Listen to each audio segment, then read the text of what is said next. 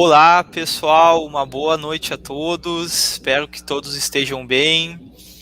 Eu sou o Gustavo, trabalho aqui no time de marketing da BI Machine. É um enorme prazer estar com todos vocês aqui no BI Machine Moving. Estou com a minha colega Jéssica. Olá, boa noite a todos. Espero que todos estejam bem. Então, meu nome é Jéssica, eu sou SDR aqui na BI Machine e em conjunto com o Gustavo nós estaremos acompanhando vocês no decorrer do evento do BI Machine Moving. Show de bola aí, pessoal. Vocês já podem, tô vendo aqui que tem muita gente interagindo no chat, deixando o seu boa noite. E já deixo o convite para vocês estarem marcando a gente nas redes sociais e também interagindo aqui no evento, tá certo, pessoal? E então, pessoal, vamos lá. Para o BI Machine Moving estar acontecendo, a gente teve uma participação e um apoio enorme de diversas empresas, parceiras e apoiadoras. E a gente não podia deixar de estar agradecendo elas, né? O pessoal da CIS, Econodata, Introduce, Paz Digital e também a Pecim Alimentos. Em conjunto também tivemos então a Plumes, a Scoreplan, o Move e a Verdes Vales, todos os nossos patrocinadores que estão nos ajudando no decorrer deste evento. Perfeito, perfeito, pessoal. Então, conseguimos trazer marcas e pessoas de peso para estar aqui contribuindo conosco nesse universo gigantesco da parte da gestão orientada a dados, a gestão data-driven, né? E, pessoal, para a gente partindo um pouquinho do cronograma de como vai ser hoje à noite, estamos aqui fazendo a parte da abertura, então interagindo com vocês. Logo mais a gente parte para o primeiro painel, então falando um pouquinho mais sobre o universo dos dados na área comercial. Depois nós vamos ter um painel muito bacana sobre os desafios da geração da informação inteligente. Então eu tenho muitos dados, como eu faço para esses dados virarem informações inteligentes. E finalizando, partimos então para os desafios corporativos de uma gestão data-driven, né? Ok, tenho dados, tenho informações, mas como de fato eu utilizo toda essa inteligência para uma melhor gestão aqui da minha empresa. Isso, então, nesse primeiro painel, a gente vai ter, então, a Ana Tesin, que é CMO aqui da BI Machine, em conjunto com o Octávio Garbi, que é Head de Vendas na Plumes. Também teremos o Paulo Kriser, que é o CEO da Econodata, e o Alexandre Trevisão, que da eMoving, que vão estar, então, abordando o universo dos dados na área comercial. Então, vamos lá? Isso, inclusive o pessoal da Econodata está aí participando, gerando um grande evento. Nós temos também o Aldo, a Márcia, o Péricles, o Jonas. Isso aí, pessoal, vão deixando o seu boa noite, vão deixando as suas dúvidas que a gente vai estar interagindo com vocês aqui durante o chat e também durante a transmissão, certo? Então, pessoal, vamos lá partindo para o primeiro painel.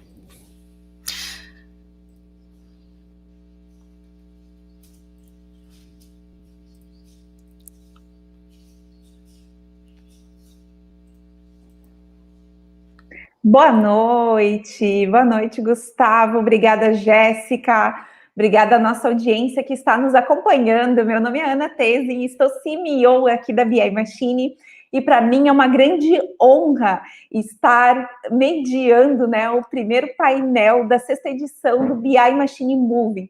Este que já é um evento aí super tradicional dentro do nosso calendário de eventos. E para mim, assim, é uma grande honra e satisfação estar ao lado, né, mesmo que virtualmente, né, de profissionais incríveis que estão à frente de áreas e de negócios que estão transformando milhares de negócios. Então, sem mais delongas, por favor, seja muito bem-vindo, Alexandre Trevisan, Octávio Garbi e Paulo Kriser. Boa noite, pessoal, tudo bem? Boa noite, Ana. Boa noite a todos. Olá, pessoal. Muito boa noite a todos. É um prazer estar aqui com vocês para a gente falar um pouquinho de dados, aplicada aí à parte comercial, insights. Muito contente com o convite, viu? Boa noite, Paulo, Alexandre e Ana. Boa noite, pessoal. Muito obrigado. Em primeiro lugar, muito obrigado pelo convite, Ana e pessoal da BI Machine. Também é um prazer estar aqui com vocês e com Alexandre e Otávio da Plumes e Alexandre da eMoving. Tenho certeza que a gente vai bater um papo muito legal e que eu vou aprender muito com vocês. Sem dúvida. Isso aí, Ana, acho que vai ser divertido mesmo. Com certeza, sempre, né? Eu brinco sempre, né? Que os três, assim, são três profissionais e três empresas que eu acompanho já de longa data. Já tive a oportunidade, né, de estar, a gente está co-criando, e essa é a primeira vez que a gente está, né, as três empresas juntas aí, fazendo, né, um super bate-papo e criando, né, trazendo um pouquinho, né, compartilhando um pouquinho da experiência, né, com a nossa audiência. Bom, já gostaria de deixar o convite aqui para a nossa acompanhando, já está interagindo conosco aqui no chat, mas para ir colocando aí nos comentários qual é o seu segmento, qual a sua área de atuação, se já utilizam, né, alguma tecnologia dentro da área comercial, para a gente para estar enriquecendo esse nosso bate-papo. Claro que a gente tem algumas perguntas, alguns tópicos, né, que a gente separou, mas a participação de vocês é fundamental para estar enriquecendo e até para que a gente possa estar direcionando ainda mais a nossa conversa. Bom, eu embasei o nosso bate-papo em uma das dores mais latentes aqui na BI Machine. Quando eu converso, assim, quando a gente conversa, né, com nossos prospects, clientes, o que a gente mais escuta é: queremos vender mais. E daí vem, né, por onde começar, né? Tendo, então, como pilar, né, como incrementar as nossas vendas e aumentar, né, incrementar a nossa carteira de clientes, aproveitando, né, esse universo de dados que são gerados dentro da área comercial. Não sei como é que estão as vendas da nossa audiência que está nos acompanhando, mas se já puderem ir colocando também como é que estão as vendas, como é que está o desafio, né, de vender, ou se estão buscando incrementar a carteira de clientes para que a gente possa estar auxiliando, né, e respondendo vocês. Bom, Otávio, sim, ó, separei uma pergunta para ti, porque eu acho que essa pergunta é para ti, sabe? Sei. Sim. Pouca pressão, assim que eu gosto. Sim, sem pressão, né? A área comercial, ela é assim, né? A gente tem pressão o dia todo, né? Acostumados.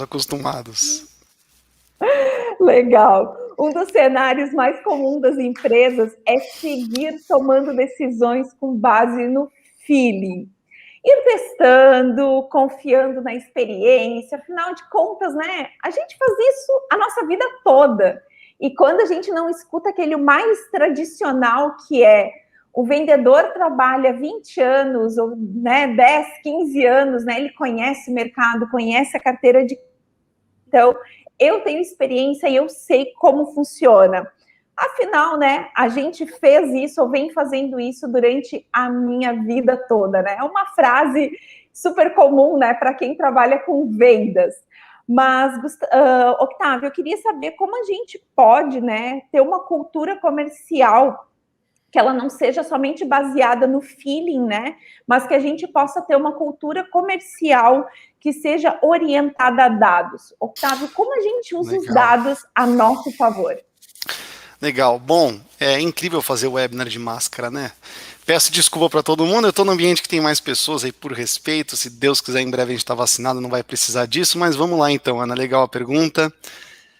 Vai depender muito de visibilidade da área comercial, vou até explicar melhor o porquê. Sem visibilidade a gente não vai conseguir fazer uma gestão guiada a dados. Chegamos no gestor comercial e fala assim, quanto você vai vender? Qual que é a sua meta? Porque é legal, falando, eu vou dobrar, vou vender o triplo, vou bater tanto de meta. Aí você fala, que legal, por quê? Pergunta por quê. E aí você vai ver que é muito raro o gestor comercial ele conseguir embasar, ele conseguir te explicar de uma forma estruturada por que ele vai chegar naquele resultado. No final das contas, o resultado de vendas, Ana, é o output de uma fórmula super complexa, cheia de variáveis que a gente tenta manipular o máximo possível. E quanto mais controle a gente tem dessas variáveis, melhor vai ser o nosso forecast, mais próximo a gente vai chegar do resultado que a gente quer. Um planejamento comercial sólido, Ana, que é orientado a dado, ele quebra as suas metas, levando em consideração, primeiro de tudo, basicão, arroz com feijão, ticket médio, taxa de conversão, ciclo de vendas, ponto.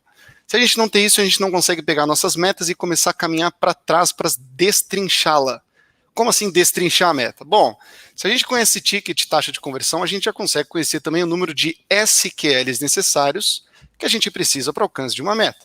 Depois disso, a gente também conhece os nossos canais, que são os geradores desses desses SQLs. Como é que tá minha conexão, pessoal? Estável, tô pipocando um pouquinho aqui. Tá joia? Ah, então tá bom, então tá joia, senão mudava aqui, desculpa. Depois a gente descobre aí quais são os canais, tá certo? Que seriam os geradores desses SQLs. E, portanto, uma vez que a gente conhece o nosso custo por SQL, a gente consegue definir o budget que a gente tem nessas áreas. Vamos pegar o marketing digital, por exemplo. Então, em cima do número de SQL que a gente espera do marketing digital, ainda assim a gente consegue quebrar aqui essa métrica mais ainda, como, por exemplo, o número de MQLs necessários, além de SQLs, criando assim mais uma métrica de controle dentro desse canal. Vamos pegar o outbound, que é um outro exemplo. Eu conheço os SQLs que eu preciso ali, o insumo que eu preciso de SQLs para bater minha meta. Consigo quebrar isso mais ainda, como, por exemplo, número de ligações efetivas, número de contatos abordados, número de reuniões agendadas, enfim, vira uma cascatinha de métrica que a gente passa a acompanhar todos os dias. Ou seja, o gestor comercial, Ana, ele precisa explicar o porquê ele vai atingir um determinado resultado. Se ele não tem essa explicação, ele já não é orientado a dados. Quando a gente vai tentar conquistar um investimento, não estou falando de um angel, porque angel investe em pessoa e não em empresa, não em ideia, mas falando de um investimento mais pesado, uma das primeiras coisas que o cara vai fazer é colocar o diretor comercial na call e vai falar assim, o que você vai fazer com o dinheiro e por quê? Beleza, como é que você vai atingir tal resultado? Como é que você vai chegar lá? E se você não dá um caminho claro, razoável, que é embasado de como é que a gente vai conseguir chegar até o resultado, ele não vai confiar em você. Ah, então eu tenho que pegar só o que historicamente funciona e dar o double down? Não, o discovery é muito bem-vindo também. A gente pode ter um layer ali de testes, um layer de descobrir novos canais, descobrir novas forças, mas assim como uma carteira de investimentos, a gente tem que saber distribuir o nosso budget na área comercial para reduzir o nosso risco e conseguir alcançar melhores resultados, né? Um resultado aí mais seguro, mais previsível.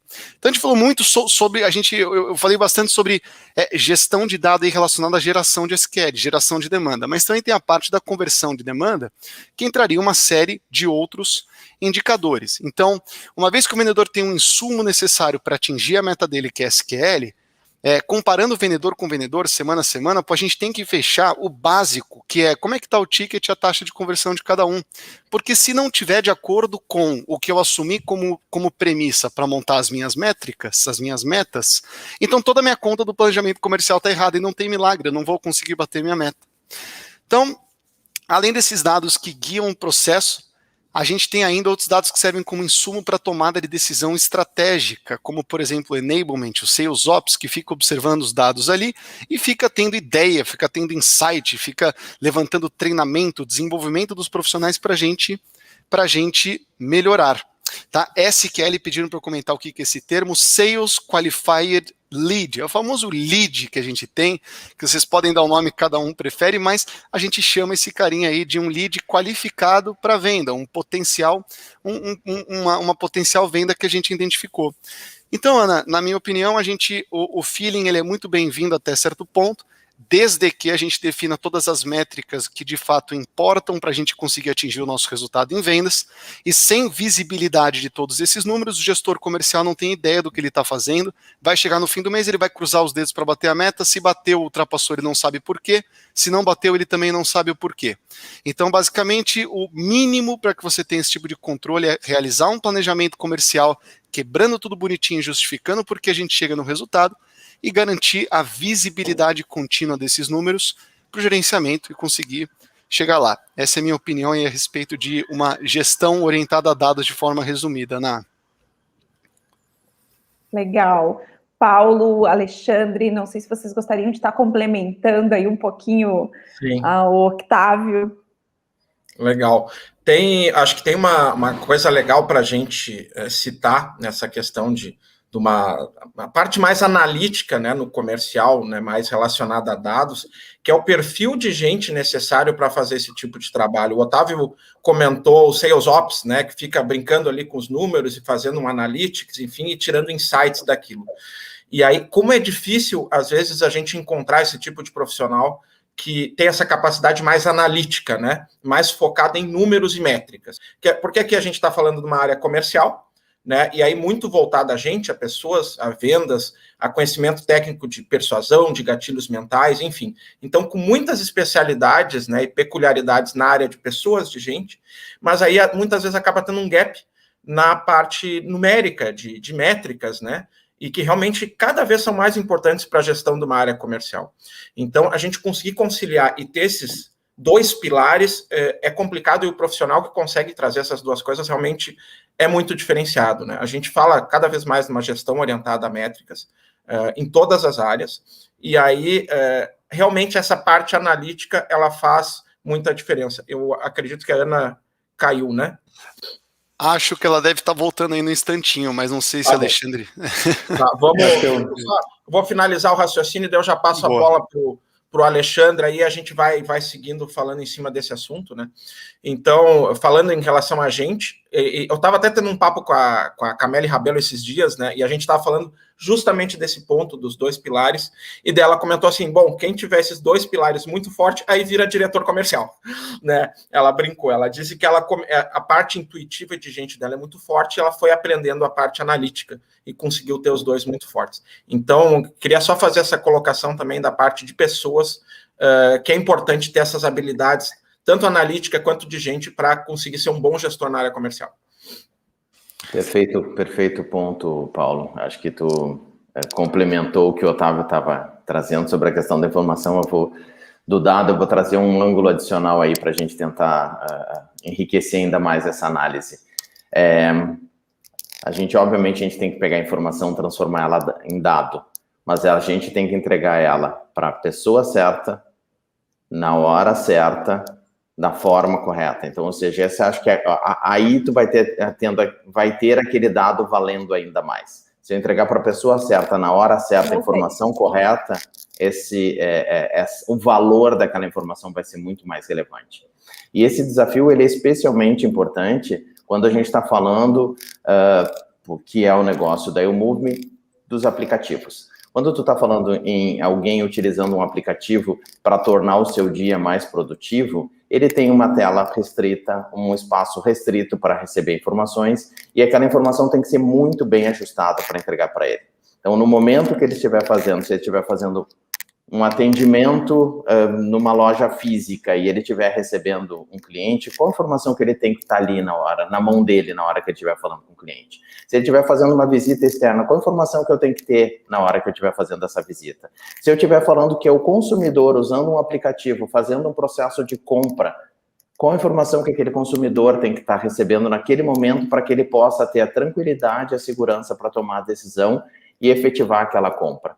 Então, acho que esse acho que é um ângulo que complementa. Precisamos ter a informação, precisamos ter capacidade de gestão de pessoas e precisamos entregar a informação para o usuário certo, na hora certa e a informação correta. E essa é a forma como a gente procura montar os nossos projetos para garantir que essa informação ela seja extremamente valiosa e se transforme, obviamente, em mais negócios através do ganho de produtividade e de eficiência.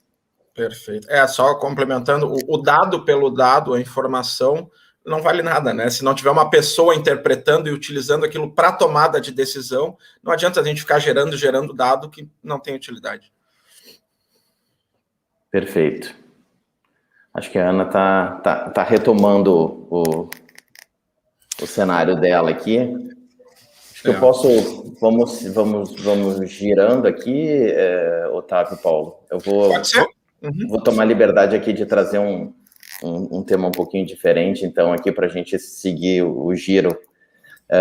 Eu acho que um dos pontos, já que a gente está falando justamente da questão da venda, estamos falando do dado, das pessoas envolvidas, eu acho que um ponto bem significativo é a gente entender que o processo de decisão de compra, a jornada de compra, ela é uma jornada extremamente longa.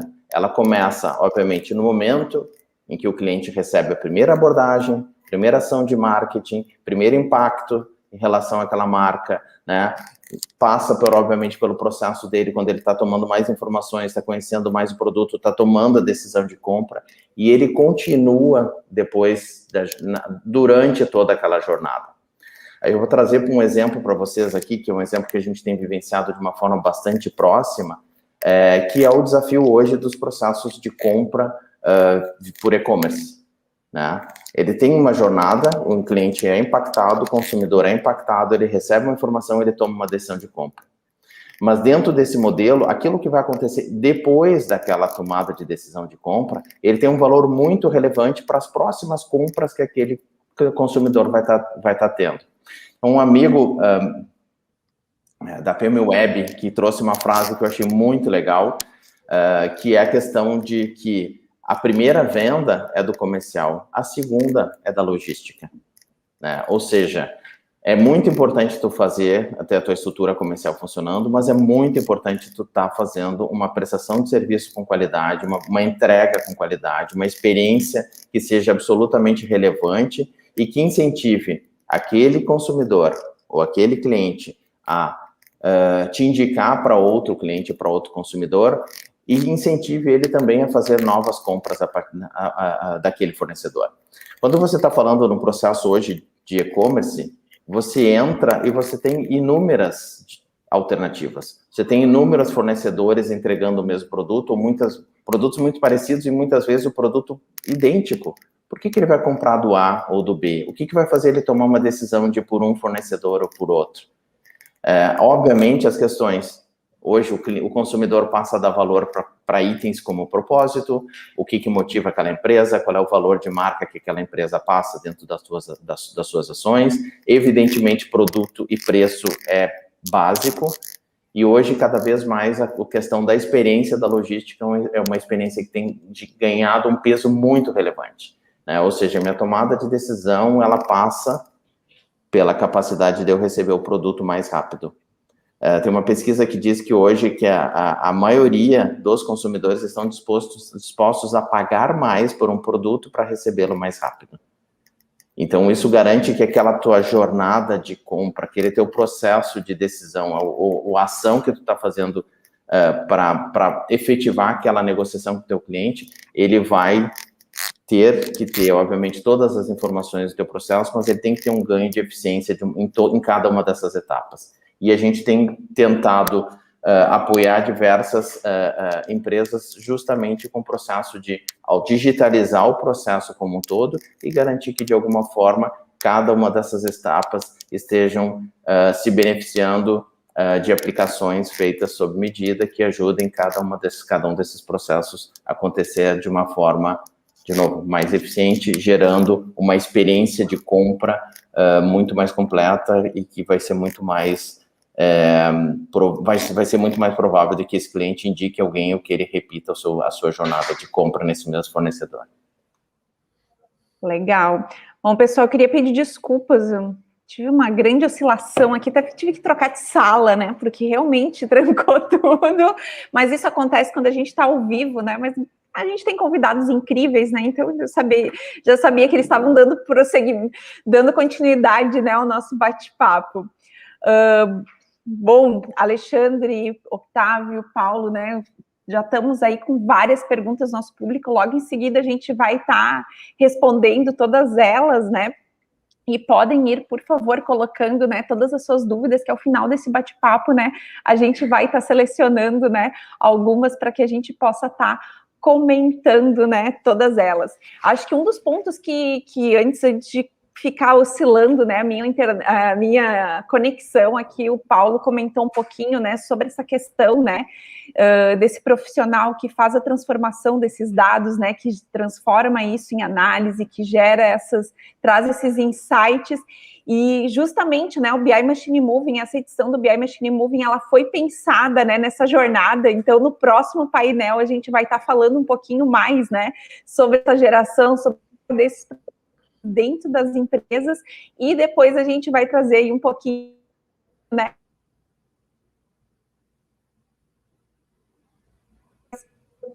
dentro deste cenário. Bom, show de bola, pessoal. Vou passar agora, Paulo, eu separei aqui para ti aquela pergunta, que é a pergunta de R$1 milhão. Como gerar mais oportunidades para a equipe comercial pelo menor custo possível? E como, utilizando a inteligência de mercado, podemos facilitar o processo de vendas e ampliar a nossa carteira de clientes? Então, assim, ó, essa é a pergunta de R$1 milhão, é que eu mais escuto, então acho que tu vai responder hoje. Vamos lá, eu não tenho varinha mágica, né? Não existe uma bala de prata para isso, mas a gente pode trazer alguns caminhos, né? Alguns direcionamentos que com certeza ajudam a conseguir vender mais, e principalmente nesse período. O que tem acontecido agora na pandemia com a gente, muitas empresas têm nos procurado buscando vender para um outro segmento, né? Porque o que acontece? Com a pandemia deu uma mexida, deu uma misturada no mercado. Tem segmentos que não compram mais ou estão comprando muito pouco, né? O setor de turismo, por exemplo, está bem afetado, e tem segmentos que cresceram muito, né? Como, por exemplo, o setor de saúde, né? A gente tem agora várias Unimed, são nossas clientes, né? Já tem várias na nossa carteira e tem mais no pipeline fechando com a gente. É um setor que está em grande expansão, já vinha antes, mas agora com a pandemia também tem crescido. Então, os clientes, né, eles têm buscado mirar o canhão para outros segmentos que estão numa rampa de crescimento que tem, né, que nesse momento existem. E aí o canal para se fazer isso mais rápido, que é muito buscado, é a prospecção ativa, né, porque você consegue rapidamente mirar o seu canhão para um outro lugar, né, atacar um outro segmento, e ali os seus BDRs, né, os BDRs são os prospectadores, né, é o SDR de prospecção, eles já saírem ligando e mandando e-mail para um outro segmento. Então, essa é uma forma rápida de se começar a vender para um outro segmento e conseguir se vender mais na pandemia. Então, essa é uma boa alternativa, tá? Em relação a custos, né? O custo do outbound, ele não é tão baixo, né? Existem alternativas com custos menores, como, por exemplo, alguns canais inbound, enfim, que às vezes podem ter custo menor via orgânico, SEO, né, artigos em blogs, enfim, mas eles demoram mais tempo para dar resultado. Então, o outbound, ele pode ter um custo maior, às vezes não, mas normalmente tem. Então, ele vale a pena quando o seu LTV, né, o Lifetime Value, né, o valor dos seus contratos ao longo do tempo, ele compensa investir num time para fazer outbound. Então, o outbound, ele vai ter um CAC, um custo de aquisição de cliente um pouco maior, e aí essa conta do CAC sobre a LTV, do quanto você está investindo em outbound, com equipe, com BDR, com ferramenta, com tudo que é necessário para fazer essa venda. Você divide isso pelo seu LTV, essa conta tem que fechar, não pode ser maior que 1/3, né? Tem que ser 1/3 ou menos para fazer sentido. Então, nesse caso, você consegue rapidamente mirar o seu canhão e começar a vender mais rápido para outros segmentos. Então, essa é uma alternativa assim, que muitos clientes têm feito, têm buscado, a gente tem também mirado em segmentos diferentes e tem super funcionado, é uma coisa que realmente tem dado retorno no mercado. Legal, Paulo. E uma das coisas que eu acho que ela casa muito até com o que o Octávio trouxe lá na frente, né, quando a gente falou sobre os nossos indicadores, sobre os nossos leads, falando sobre tudo isso, é que às vezes não adianta a gente pensar, né, em abrir esses novos mercados ou fazer essa ampliação, clareza, né, de quem é o nosso cliente ideal, quem é o nosso lead que realmente tem... seja, por exemplo, né, dentro do nosso segmento, que é software, que tem menores chances de cancelamento, aquele cliente que tem uma margem melhor, ou quem é que é o perfil de cliente que a gente tem menos devoluções, pensando, por exemplo, dentro da indústria, né, quem é que realmente é este cliente, né, que é o nosso cliente ideal. Porque acho que uma das grandes falhas, né, que a gente vê muito é justamente, né, a gente tem que fazer essa ampliação, de ampliar nossa carteira de clientes, mas a gente não tem muito bem definido, né, para onde eu vou, né, eu saio focando em vários segmentos, ou vários estados, assim, eu não tenho uma estratégia muito clara sobre isso, né, e eu vou focando para tudo que é lado, então, dá tiro para tudo que é lado. Vocês comentassem um pouquinho sobre... Exato, eu queria que vocês comentassem um pouquinho da experiência de vocês, né? Pode começar contigo, Paulo, depois Otávio e Alexandre, dentro das empresas de vocês, né? Como é que vocês veem isso, né? E como é que vocês definem trazer um pouquinho essa experiência de vocês na prática? Legal, eu vou complementar, então, o comentário anterior com essa pergunta, e daí já passo aí a palavra para os colegas.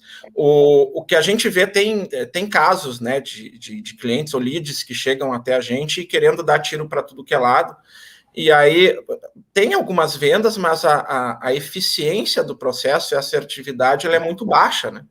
Porque você não está focado.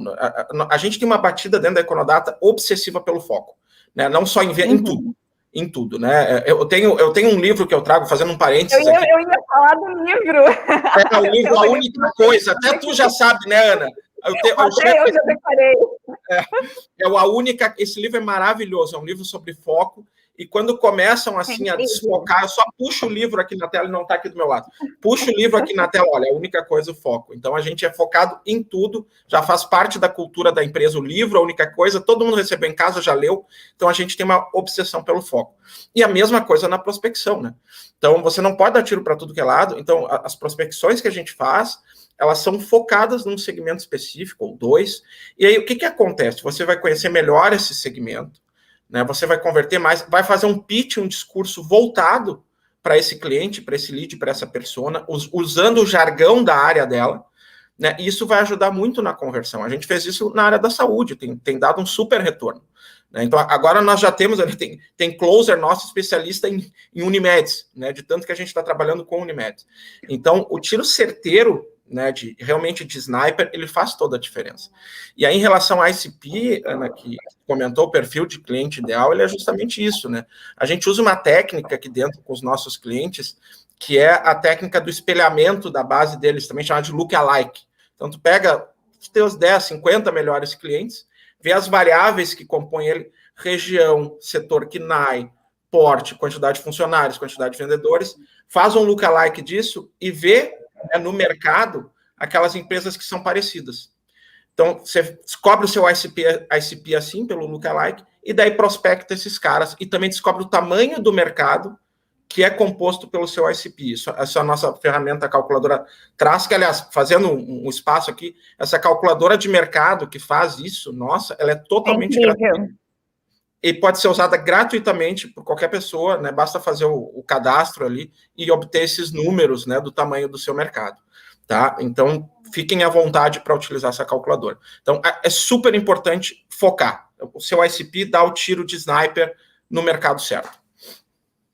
Legal. O pessoal já está colocando ali no chat aqui da produção o nome do livro certinho para que vocês possam procurar. Octávio, por favor. Vamos lá. Tem um casezinho muito legal de compartilhar, que antigamente a gente vivia de geração de demanda por mídia paga, pessoal, sabe? A gente sabia que a gente podia investir mais ali, que a gente conseguia gerar mais lead com um aumento pequeno do custo lead que a gente estava gerando. A gente conhecia também o ticket e a taxa de conversão desse canal, porque era o único que nós tínhamos, tá? Logo, a gente conhecia a receita esperada pelo investimento que a gente estava fazendo em marketing, que a gente chama aqui de performance do dinheiro. Mais do que o CAC, a gente estava pegando quanto a gente estava gerando de receita, dividido pelo investimento em marketing, e você sabe a performance de R$1 investido na máquina ali de receita, o quanto que a gente estava gerando. E conhecendo o LTV desses clientes, como o Paulo bem colocou, não adianta só fazer a venda, o cliente ele tem que ser saudável, ele tem que se pagar, ele tem que dar lucro, esse cliente, né? Ele tem que ter margem aqui para a gente.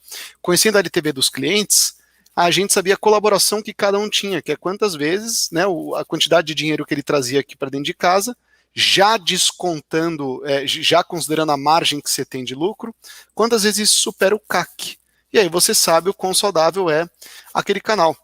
E aí isso virou um custo de oportunidade para a gente. Isso foi muito legal, porque daí a gente conseguiu, a gente pegou uma parte do budget e colocou em Discovery, que era um budget sem compromisso, que era para a gente começar a diversificar, porque o investidor falou para a gente da importância de ter essa diversificação e a gente não depender de um canal único. Senão o mercado chacoalha, acontece alguma coisa, ou o Google quebra, eu sei que não vai quebrar, mas acontece alguma coisa, a gente vai simplesmente acabar com o nosso único canal, nosso único parceiro que era forte, qualquer coisa. Então, a diversificação ela é muito importante. Sabendo disso, a gente pegou esse nosso custo de oportunidade que nós tínhamos desse canal e começou a testar outros canais que nós nunca imaginaríamos que poderiam trazer retornos iguais ou melhores. Tanto que hoje a gente um dos menores canais que a gente tem de investimento é a mídia paga, porque a gente descobriu o inbound, a gente descobriu que o outbound funciona como o Paulo colocou, a gente descobriu os canais e medindo a performance desse dinheiro que a gente tem em cada um deles, e não só, quando eu falo performance do dinheiro, não só o que retorna em termos de vendas,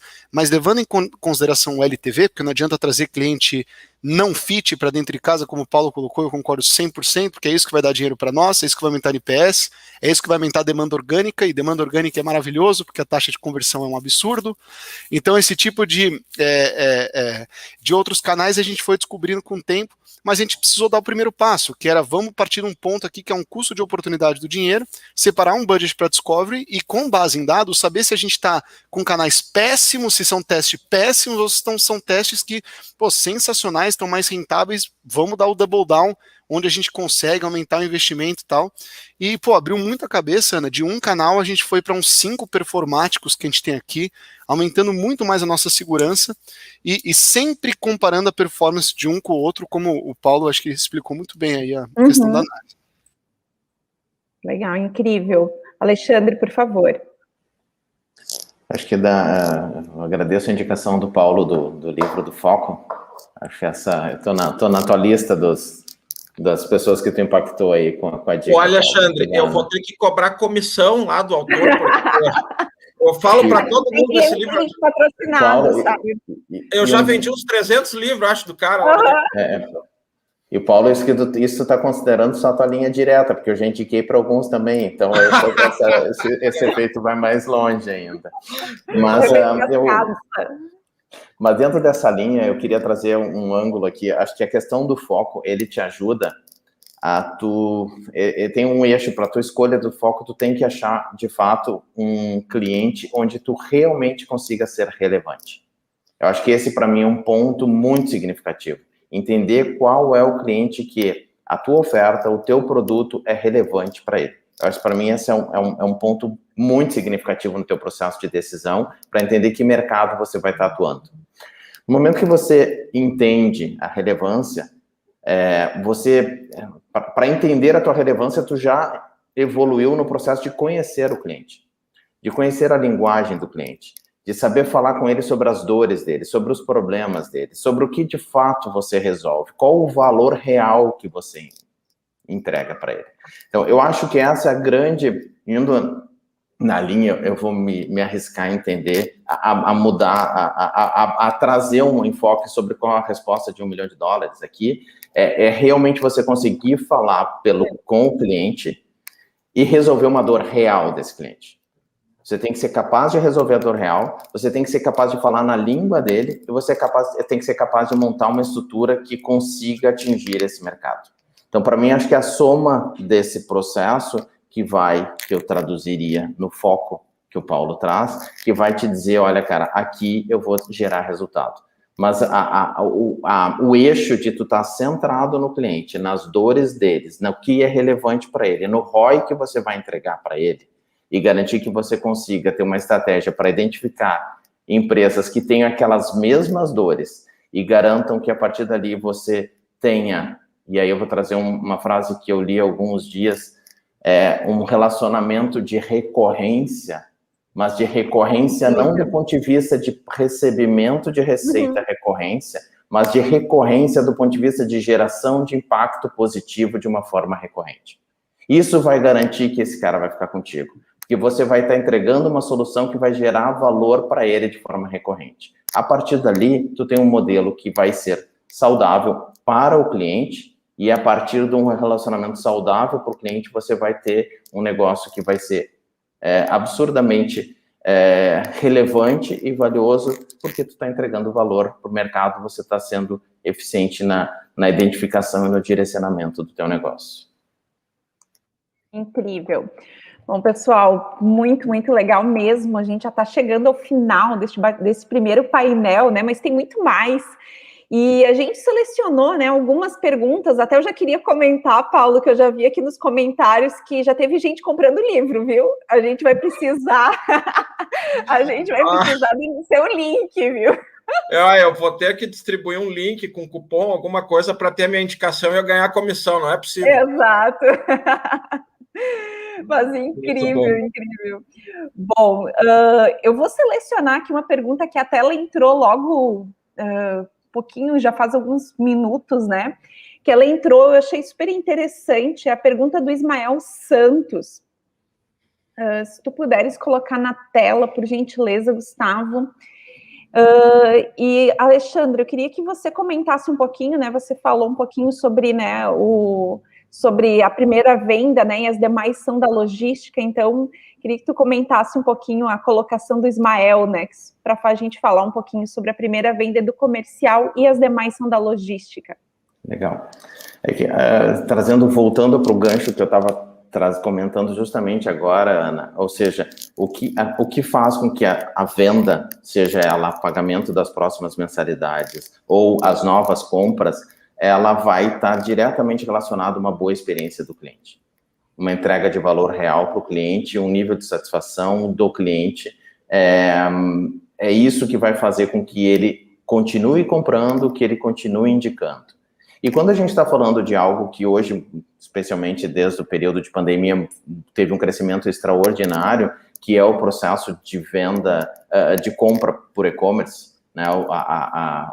O processo de crescimento foi muito significativo. Estamos falando de centenas de milhares de novas lojas que foram abertas nesse período para oferecer soluções via internet. Nós estamos falando de que existe um esforço muito significativo deles para entender o produto, o preço certo, de uma forma adequada, mas se ele não tiver uma entrega eficiente, se o produto não chegar em condições, não chegar com segurança, não chegar de uma forma rápida, né, não chegar de uma forma onde tu consiga ter a visibilidade, ou seja, o nosso colega aqui que fez a compra do livro agora, ele espera receber o livro amanhã, se possível. Uhum. Ele espera poder fazer um rastreamento desse livro, ele espera ter uma informação onde ele enxergue, se possível, aquela última milha chegando na casa dele, fazendo a entrega, ele espera que o pacote esteja em condições. Então, isso é importante, porque agora ele acabou de ouvir o depoimento do Paulo, ele está super interessado em ler um livro, não adianta esse livro chegar na casa dele fora do tempo. E eu tenho certeza que a decisão de compra se baseou numa expectativa de receber esse produto num tempo menor. Se por acaso ele tivesse duas escolhas de site, um que entregasse em 24 horas, outro que entregasse em 3 dias, mesmo que fosse mais caro, ele provavelmente ia optar por 24 horas. E hoje a gente já tem visto uma mudança muito relevante, Ana, de situações onde as entregas estão acontecendo em menos de 30 minutos. Exato. A gente tem um projeto na DIMED, Panvel, onde a gente apoia eles na entrega de praticamente 1 milhão de operações todo mês. Cada vez mais esse tempo é menor. Antes se falava em algumas horas, hoje estão falando em menos de 1 hora, estão falando em 30 minutos, o produto está entregue na tua casa, né? Só que isso, obviamente, muda todo o teu processo de logística, todo o teu processo de armazenamento, todo o teu processo de software, toda a tecnologia de ponta a ponta para que a logística consiga ser, de fato, o teu próximo vendedor. Exato. Acho que ela faz total, ela tem um dos pontos, né, fundamentais, né, da recompra, e às vezes a gente pensa muito, né, em B2B, ou em B2C, desculpa, mas isso a gente consegue aplicar tranquilamente, né, para os negócios B2B, que acham, né, que, né, você tem que comprar porque eu sou o único fornecedor disso, mas não, hoje a gente tem N fornecedores para qualquer tipo de produto, e a gente tem que pensar tanto se o nosso negócio é B2B ou B2C, a gente tem que estar pensando, né, dentro dessa jornada, dentro dessa experiência completa da compra do nosso cliente. Bom, eu separei... Desculpa eu te interromper, só fazer um parênteses, já que o pessoal tem falado do livro, deu uma repercussão aí. Eu sou um cara obcecado por foco, né? Então tá aqui o livro, eu busquei, agora tá aqui. E tem um outro. Eu faço meditação, né? Eu gosto de meditar todo dia de manhã, a meditação ela foca muito. Tem esse aqui que é maravilhoso também, ó. Do Daniel Goleman, esse é o cara que que escreveu o livro Inteligência Emocional, né? O conceito da inteligência emocional, e daí ele escreveu esse livro aqui, Foco, que é maravilhoso, que é muito bom. Recomendo também. E já vou pedir comissão também lá para os autores. E o pessoal já tinha mandado este livro também, viu? Porque tinha mandado também esse, né? Daí eles estavam na dúvida em qual dos dois eram, eles mandaram os dois. Eu disse, não, beleza. Então, fechou as duas indicações. Show de bola. Se puderes comentar, a gente selecionou aqui também o comentário da Jéssica, né? E esse comentário, né? Eu acho que todos vocês têm subsídios aí suficiente para estar respondendo, mas eu vou começar por ti, Otávio, né? como saber tomar decisões em cima de dados e também como começar a implementar essa cultura, né, de dados dentro das empresas. Então, se tu puder trazer um pouquinho da tua experiência, depois ficam aí à vontade para os nossos outros convidados estarem comentando. Claro, de forma breve.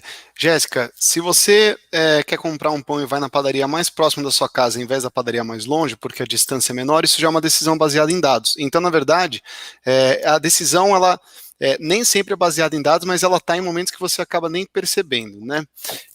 Como implementar essa cultura de dados?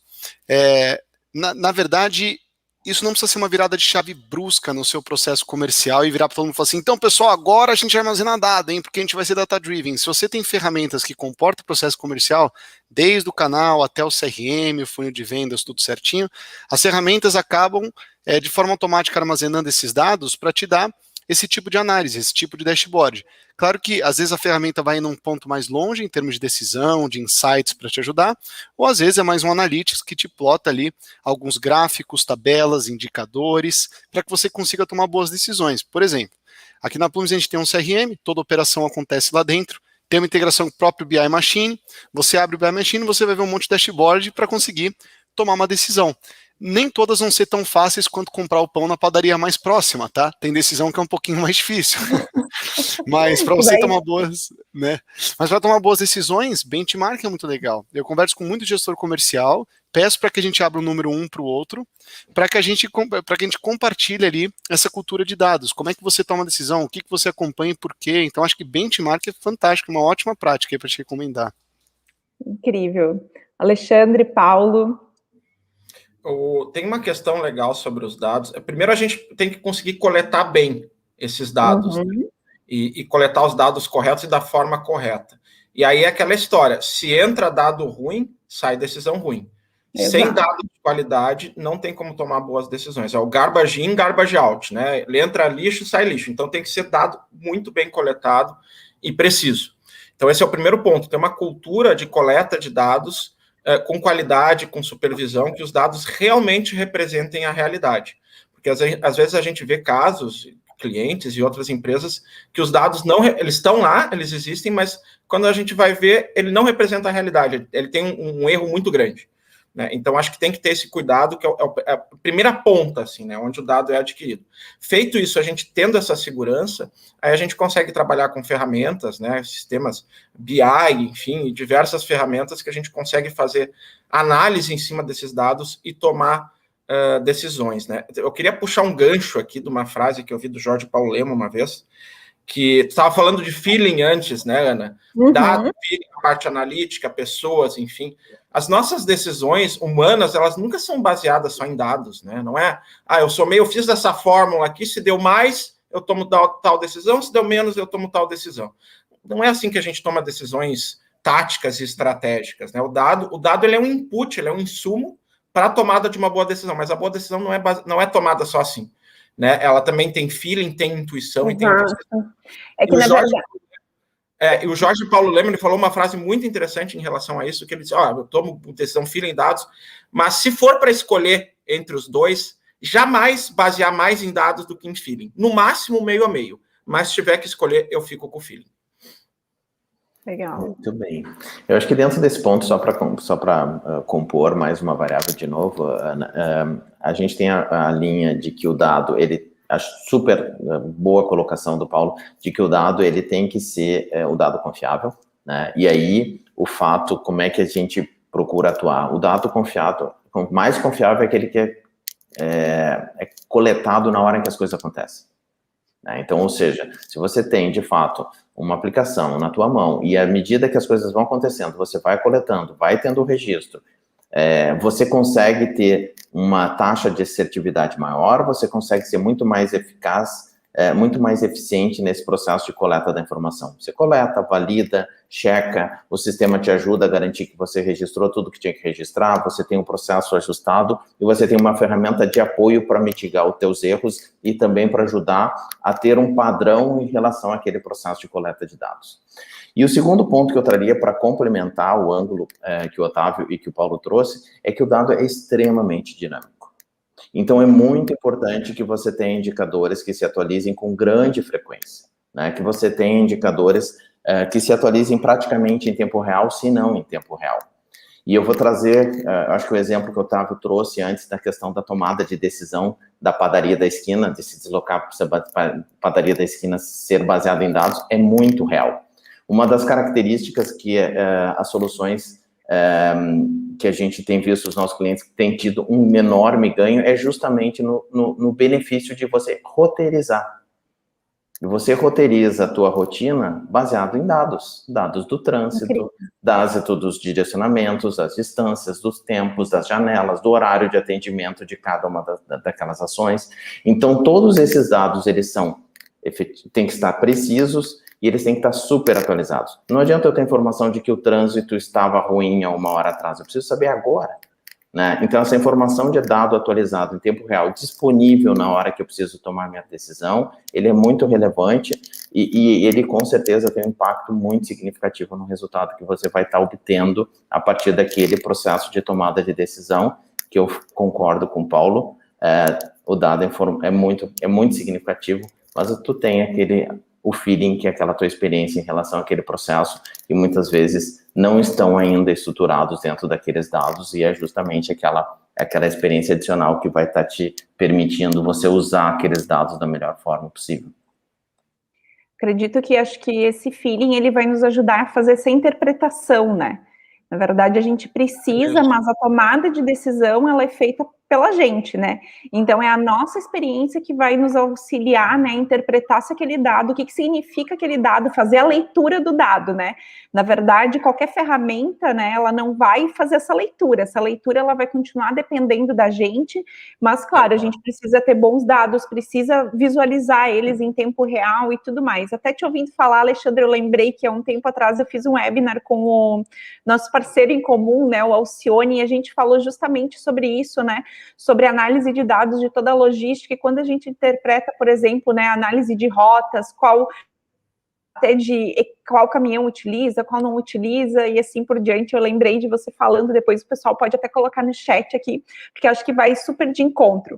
Bom, pessoal, eu já sabia que isso ia acontecer, o tempo, assim, passa voando, né, porque quando a gente se encontra, né, com profissionais incríveis, como o Alexandre, o Octávio e o Paulo, é assim, né, o tempo passa voando e a gente nem percebe, e os nossos próximos convidados já estão aqui ansiosíssimos, né, para entrar no ar. Mas antes, né, de deixar eles entrar, né, eu queria passar a palavra até para o Alexandre, para o Octávio e para o Paulo, para deixar um abraço para a audiência e, claro, convidar, né, a nossa audiência a estar conhecendo, né, a YouMove, a Plumes. Então, podem fazer um pitch aí de 1 minuto, né, para o pessoal estar conhecendo um pouquinho mais os negócios de vocês. Por favor, Alexandre.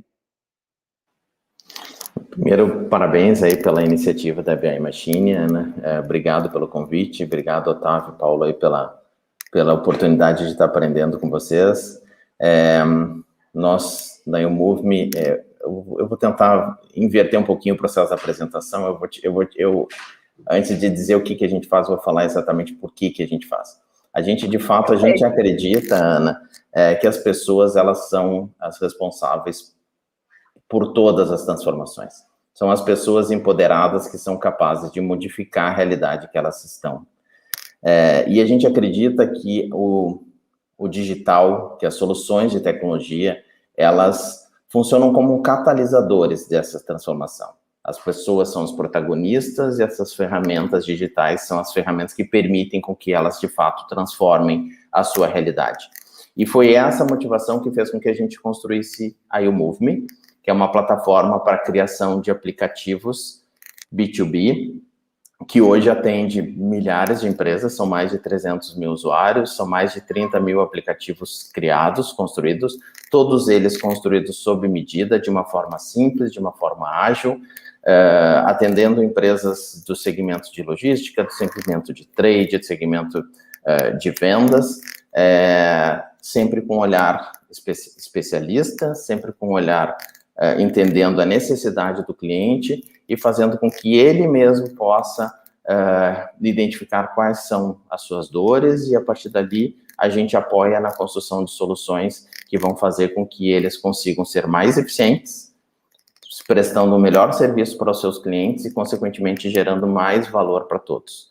É isso que nos movimenta, é isso que a YouMove vem fazendo nos últimos 10 anos. Mais uma vez, obrigado pela oportunidade de estar com vocês hoje. Legal, obrigada. Octávio, por favor. Vamos lá, pessoal. Queria agradecer muito também todo mundo que acompanhou. Paulo, Alexandre, um prazer. Ana, obrigado pela mediação. Bom, em um minutinho, a gente trabalha com um software comercial aqui na Plumes. A gente aposta em alto poder de personalização para que a ferramenta ela consiga abraçar e se adequar a vários tipos de processos complexos de vendas, basicamente para entregar melhor produtividade para colaboradores, né? E aumento de controle e aumento de visibilidade para gestores. Então, de uma forma super resumida, essa é a proposta de valor. Quem quiser conhecer um pouquinho melhor, plumes.com, um monte de informações lá, a gente pode bater um papo, tá bom? Muitíssimo obrigado. Legal. Paulo. Eu quero agradecer aí o Alexandre e o Otávio também por esse bate-papo, essa troca rica, né, de experiências. Agradecer a Ana de novo pela intermediação, pelo convite, pessoal da BI Machine. Realmente foi um prazer estar aqui com vocês. E eu lembrei agora de uma história na Econodata que a gente teve em relação à qualificação dos leads. A gente estava falando de dados, né? Então, a gente recebe os leads e aí tem um time de SDRs que faz a qualificação dos leads que vem. E aí surgiu a discussão, puxa, mas a gente precisa de critérios bem rígidos e fixos e bem objetivos dos leads, né, com os números, com os dados enriquecidos que vem, para a gente fazer a qualificação. Mas eu respondi assim para eles, olha, se a gente for colocar isso com regras muito rígidas, certo? O que é um lead qualificado, o que não é? A gente faz um algoritmo, automatiza isso e não precisa de SDR. Né? Então, realmente tem um fator humano que é muito importante, eles têm autonomia para dizer se um lead é qualificado ou não é. Né? Então, no final das contas, são sempre pessoas. Né? O mais importante são as pessoas. Os dados, eles ajudam a embasar uma decisão, que nem tu disse bem, Ana, eles ajudam no feeling, mas no final é uma pessoa tomando uma decisão.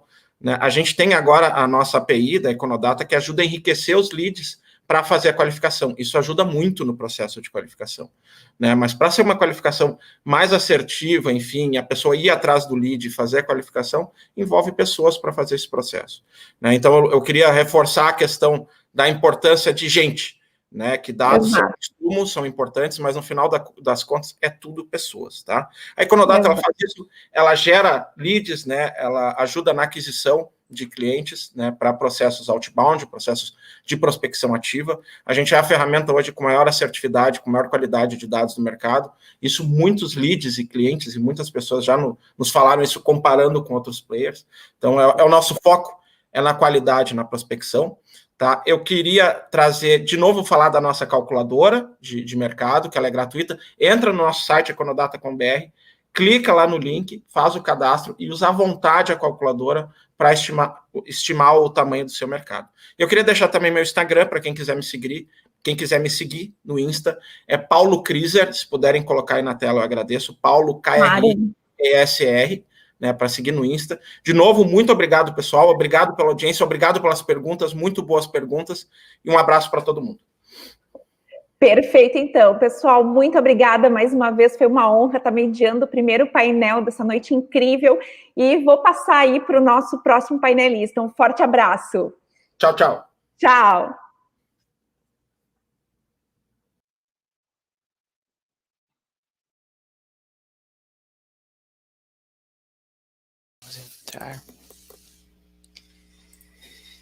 E voltamos, pessoal. Tive que até vir aqui buscar minha garrafinha de água. Que painel, que conteúdo incrível. Não sei vocês, mas assim, estou inspirado com um conteúdo de altíssimo nível. Tivemos diversas interações no chat. E isso nos alegra muito. Jéssica, se você quiser comentar um pouquinho do que tu achou do painel do pessoal, fica bem à vontade. Isso foi um painel muito, muito bom e com certeza vai gerar várias ideias para o pessoal que está assistindo. E me chamou a atenção uma frase que o Paulo falou, que eu gostaria de comentar brevemente. Ele falou essa questão de estar analisando o mercado, né? De você, como empresa, ter a clareza do cliente ideal que você deseja buscar. Ou seja, ter foco para automaticamente acarretar em mais assertividade, né, na sua busca pelo cliente ideal. Achei isso muito, muito bacana. Já puxando o gancho, então, Gustavo, para o nosso próximo painel, né?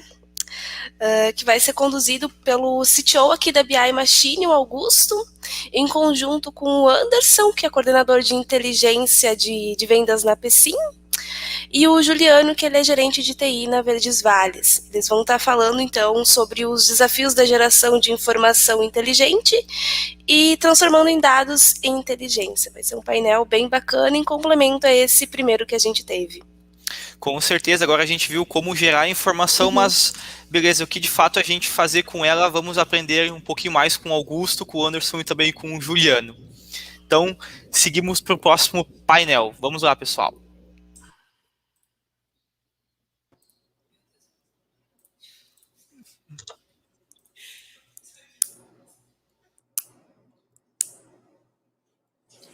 Boa noite, pessoal, tudo bem?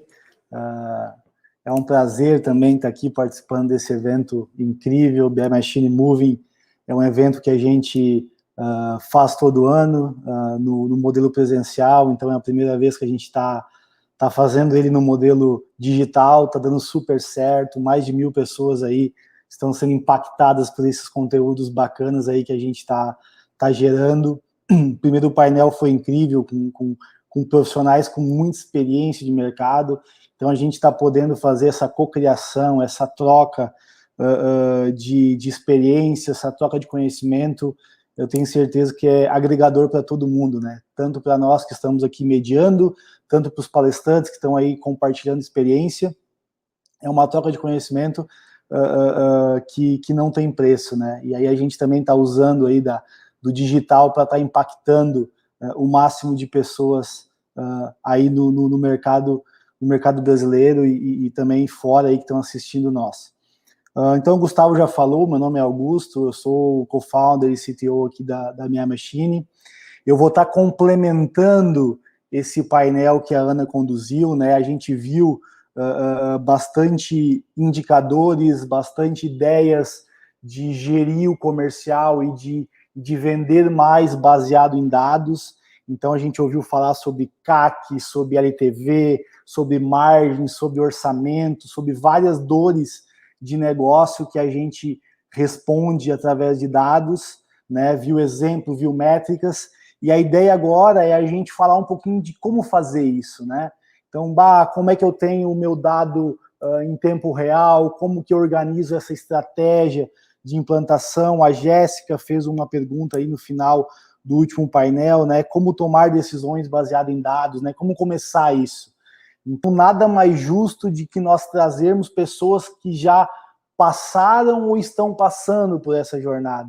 Então, os dois convidados que vão estar aqui comigo hoje são pessoas que eu admiro pra caramba, que eu tive o prazer de estar desenvolvendo projetos com eles, né? Eu estava na linha de frente junto com eles em momentos diferentes da BI Machine, né?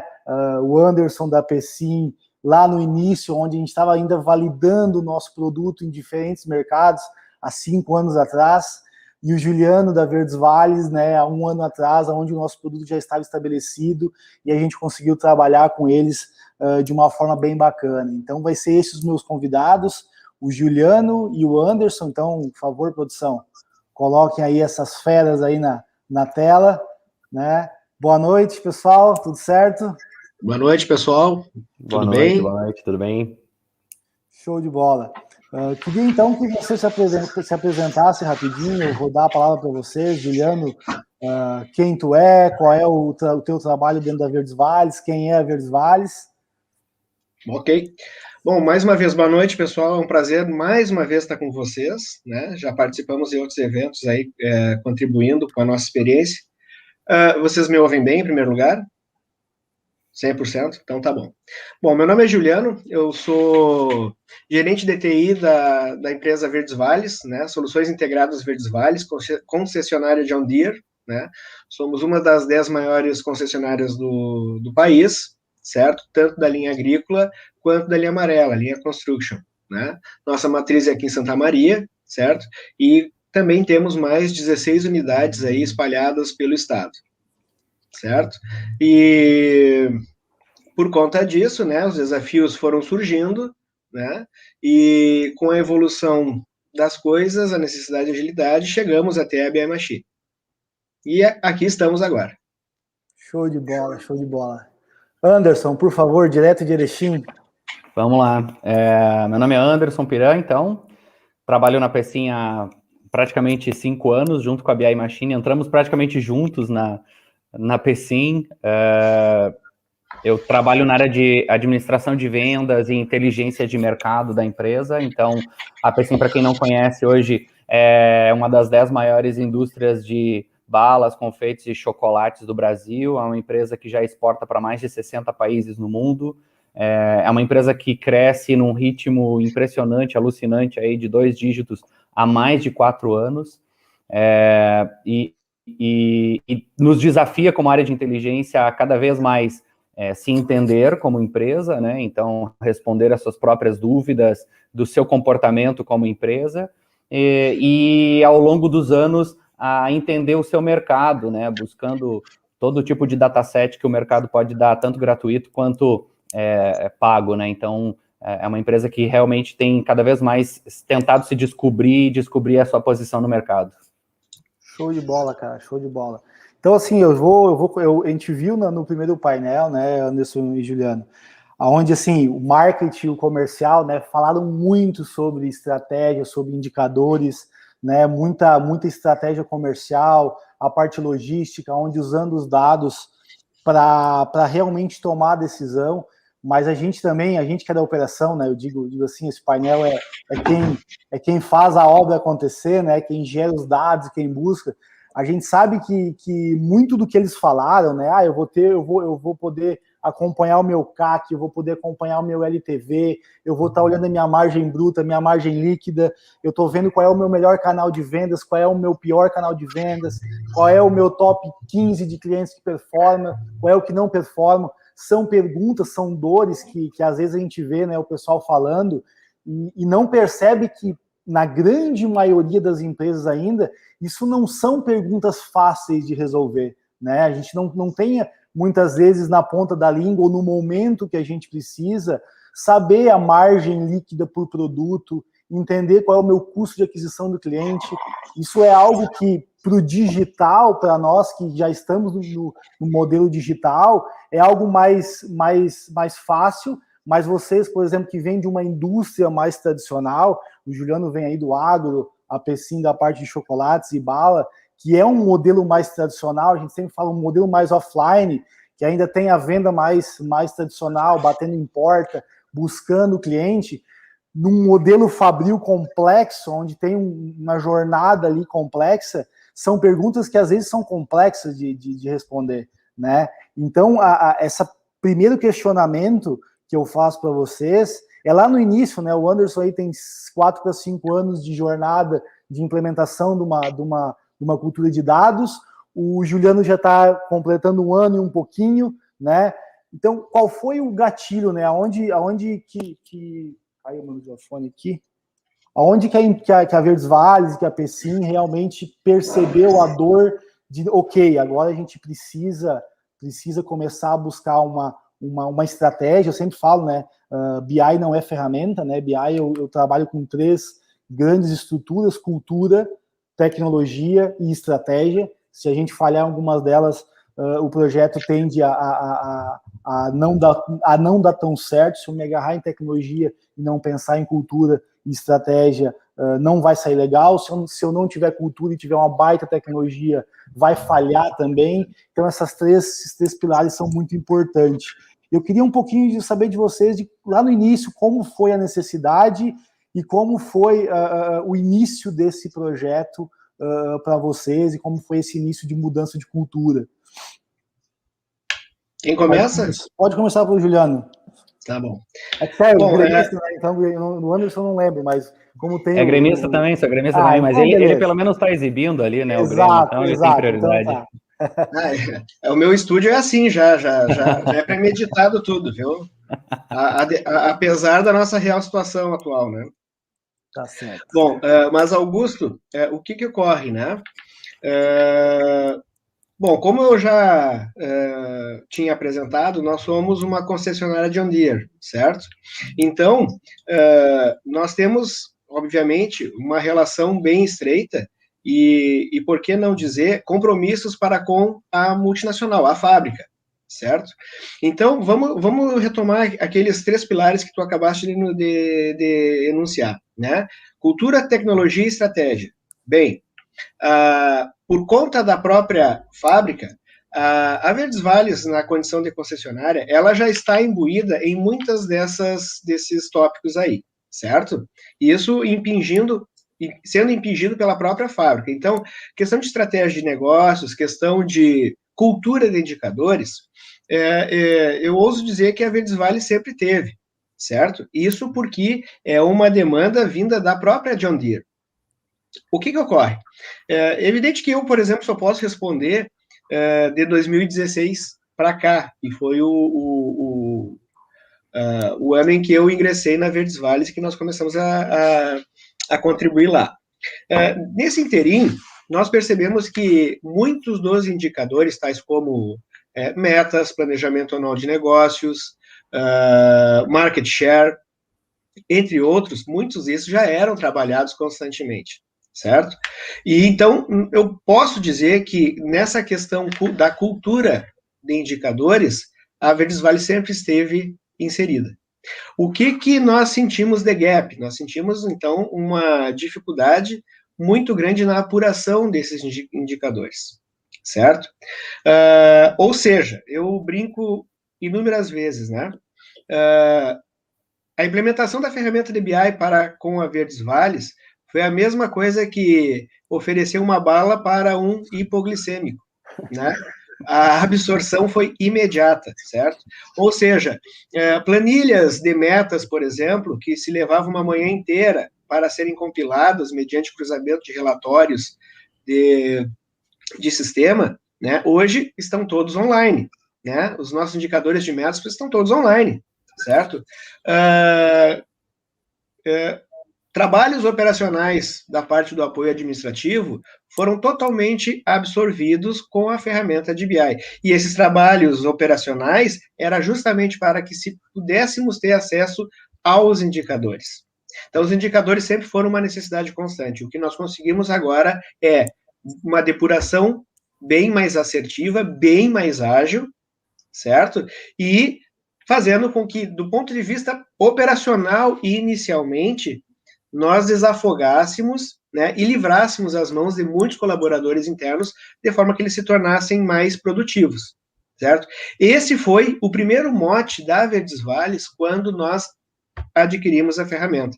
Eu nunca me esqueço, o senhor Guilherme Kessler, um dos proprietários, meses antes de nós iniciarmos o projeto de BI, ele me perguntou no corredor se eu sabia exatamente, né, qual era a necessidade da empresa naquele momento. E eu disse que sim, nossa necessidade real, dentre algumas que eu citei, eu falei, nós precisamos de um BI, certo? Nós sabemos que os sistemas, né, eu já mencionei isso num evento anterior que eu participei com vocês, né? Nós sabemos que os sistemas ERP, eles têm uma gama de relatórios e muitos deles têm uma facilidade de se customizar relatórios. Porém, é necessário que a gente enfatize agora que esses relatórios servem para apenas 2 coisas, ao meu ver. Ou para auditar, né, ou para acompanhamento de processos, certo? Se nós quisermos gerar indicadores para tomada de decisão, aí nós temos um trabalho muito mais exacerbado. E o BI veio para isso, de forma que a absorção da ferramenta de BI com, principalmente os gestores, ela foi imediata, certo? Uma vez que o acesso ao indicador, aqueles indicadores, repito, já estabelecidos, né, eles já existiam, se tornou muito mais ágil. Então, inicialmente, a nossa experiência foi essa.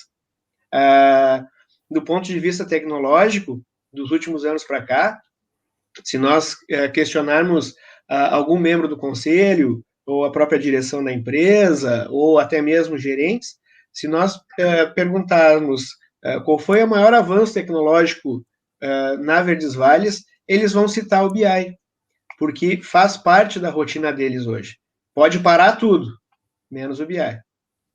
Show de bola, cara, show de bola. Anderson, PECIM. Então, a nossa realidade não era muito diferente do Juliano na Verdes Vales. A PECIM já era uma indústria que tinha muitos indicadores, obviamente, né? Quando você pensa numa operação industrial, você tem que medir muitas variáveis, né? Desde tempo de máquina, taxa de produção, hora homem. Então, tinham muitos indicadores que eram acompanhados. Mas a demanda, ela ficou crítica, realmente, quando a área comercial sentiu que ela levava mais tempo para preencher planilha de desempenho diário de vendas do que realmente a equipe de back-office está fazendo seu trabalho de back-office e apoiando o time comercial, né? Então, lá em agosto de 2016, quando entrei na Pecim, eu já entrei com essa missão da diretoria comercial da empresa e da presidência, né? De que a gente desenvolvesse uma solução de reporte rápido com KPIs, e foi então que ficou claro para nós que nós precisávamos de um BI. Óbvio que a demanda da área comercial foi quem empurrou o BI para dentro da empresa, né? A área comercial começou com perguntas simples, né? E eu sempre gostei de trabalhar com o BI nesse conceito, né? Qual é a pergunta e qual é a resposta que a gente está procurando, né? Então, a gente foi para o básico mesmo, acompanhar desempenho de vendedor, a meta dele do mês, o resultado dele parcial, a meta parcial e a meta do dia.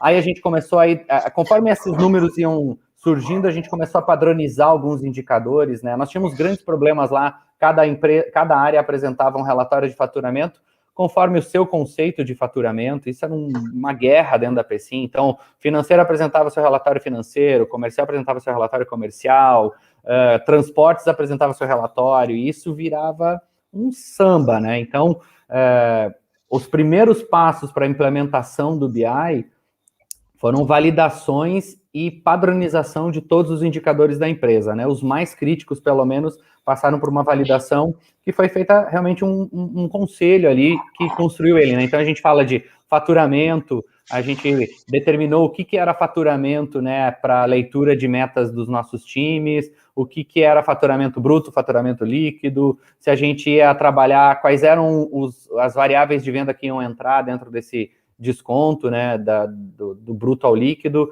peso, né, como a gente ia medir o nosso desempenho, ia medir em caixa, em quilo, em tonelada, qual era o melhor indicador que traduzia para a indústria os melhores números, né? Então, começamos padronizando isso, né, indicadores, e aí conforme a gente foi respondendo, o vendedor A vende bem, tá batendo a meta, legal, mas o que ele vende? Aí a gente ia descendo os níveis, né? Então eu passei de acompanhar o nível de vendedor até o nível de SKU, então a gente conseguia acompanhar lá cada uma das famílias SKUs, o que a gente vendia, qual era a meta. E aí novas perguntas foram surgindo, né? Porque quanto mais respostas tu dá, mais perguntas surgem num projeto de BI, né? Então a área comercial queria saber quais eram os principais clientes, qual era a participação deles, o top e o bottom de clientes, de produtos, curva ABC de estoque. E aí a área comercial começou a demandar tudo isso, até chegar ao nível de hoje eu entender comercialmente, não necessariamente financeiramente ou viabilidade do produto, mas entender comercialmente, margem de contribuição de cada um dos meus SKUs, antes mesmo de eu vender ele, né? Entender como ele está chegando até o meu cliente, se está sendo vantajoso para mim, né? Entender cada comportamento de canal e tal. Depois disso, é só história. Realmente, dali da área comercial, sim, embrenhou o BI por praticamente todas as áreas. A indústria hoje da Pecim tem reuniões de batidas diárias que acompanham diversos indicadores de produção. E, assim, não são relatórios. O que o Juliano falou é uma verdade absoluta. Não são relatórios, são KPIs. O cara bater o olho, olhar a cor e a cor chamar atenção. Não adianta ter um número lá se ele não te chama atenção. Então é colorido mesmo, que é para o cara olhar, caraca, aquele vermelho me incomoda, aquele azul me incomoda, aquele verde me incomoda. Então, isso trouxe para nós um dinamismo muito grande. Comercialmente, industrialmente, já estamos dentro do RH, já estamos dentro da TI, com indicadores de TI dentro do BI. Então, financeiramente, a gente também já está incluindo alguns KPIs. Então, para a Pecim, foi uma jornada realmente de amadurecimento e de simplificação dos dados para tomada realmente de decisão, né? E o exemplo anterior da padaria é fantástico, porque a gente se conhecendo, né? A gente sabe qual é a padaria mais próxima. No caso de uma indústria que nem nós, a gente conhece o nosso produto, a gente sabe o quão bom ele é. A gente só queria entender como ele estava se comportando ali fora, e de maneira rápida, né? A gente chegou no passado, e isso foi o inferno astral do Augusto e do time dele, a ter cargas de update de 10 em 10 minutos. A gente tinha essa ânsia de entender a nossa venda, e aí conforme a gente foi amadurecendo, a gente viu que não fazia sentido 10 minutos, eu sou indústria, não sou varejo, foi espaçando, foi entendendo como é que ia fazer esse update dos dados, foi validando, mas para a PSIM, eu posso dividir claramente o entendimento do negócio dela em antes e depois do BI, principalmente comercialmente. Foi um divisor de águas para a empresa. Show de bola, cara. Se me permite, eu gostaria de só contribuir mais um pouquinho, Augusto. Eu não posso ter essa leitura que o Anderson tem, até porque eu não sou da área comercial, né? Eu sou da TI, né? Mas eu achei interessante quando o Anderson mencionou como eles começaram, né? Mapeando os principais indicadores, né? Conosco não foi bem assim, né? Ou melhor, foi. Porém, nós atuamos área por área de negócio. Então, é evidente que, em primeiro lugar, a natureza da nossa empresa é diferente da PSIM, certo? Então, no sentido de que somos uma concessionária agrícola, então os nossos setores produtivos são totalmente diferentes de uma indústria, seja qual for. Vou citar alguns exemplos, então, no setor produtivo. O próprio vendas, né? A parte de serviços, ou seja, oficina, e de peças também, né? Tal como até uma concessionária automotiva. Pois bem, como eu citei inicialmente, nós começamos mapeando a formação de indicadores, porém, nos setores, certo? O que era específico, o que era importante para aqueles setores, de forma a desafogar aquele processo praticamente artesanal de se gerar indicadores. O interessante é que agora, né, e eu posso dizer já que nós já estamos praticamente com a ferramenta implantada, né, considerando, né, Augusto, tu é testemunha disso, considerando, então, o volume que nós temos já de painéis, de KPIs, de dashboards, de análises, inclusive, somente agora, Anderson, nós estamos fazendo um trabalho de consolidação desses indicadores, de forma que não haja sobreposição deles, de que não haja conflito entre esses indicadores. E nesse caso, e nesse momento, embora eu seja o gestor do projeto, eu já estou firmando uma parceria com o pessoal da controladoria. E é esse pessoal da controladoria agora que está fazendo a consolidação desses indicadores, né, de modo a montar um grupo de indicadores, criando, vamos lá, né, entrando já para a ferramenta, criando um painel específico desses indicadores. Para quê? Porque nós temos uma peça muito importante, uma ferramenta muito importante de gestão, que são as reuniões corporativas mensais de resultado, onde todos os gestores corporativos e de filiais se apresentam seus números. E é nesta reunião que nós estamos utilizando, então, de forma bem mais ampla, apresentando os indicadores de forma concatenada e padronizada. Então, é nesse momento agora que eu posso dizer, Augusto, também, que nós estamos entrando numa fase de maturação da ferramenta de BI, certo? Nós tiramos aquela carga operacional que existia e agora estamos afunilando, de forma a deixar mais organizado, mais visível, até mesmo mais palatável, aí que eu entro naquilo que o Anderson falou, por fim ali, né, deixar gritante na tela, para que a alta gestão possa ter esses números, esses dados, certo? De uma maneira mais direta, mais precisa, sem haver problemas, repito, de sobreposição de indicadores, que pode vir a ser um problema depois de governança, inclusive, da empresa. Perfeito, perfeito. Cara, muito bacana a explanação dos dois. Eu vou fechar rápido esse tópico, né, porque a gente tem mais algumas coisas para falar e já estão me dizendo que o nosso tempo é curto.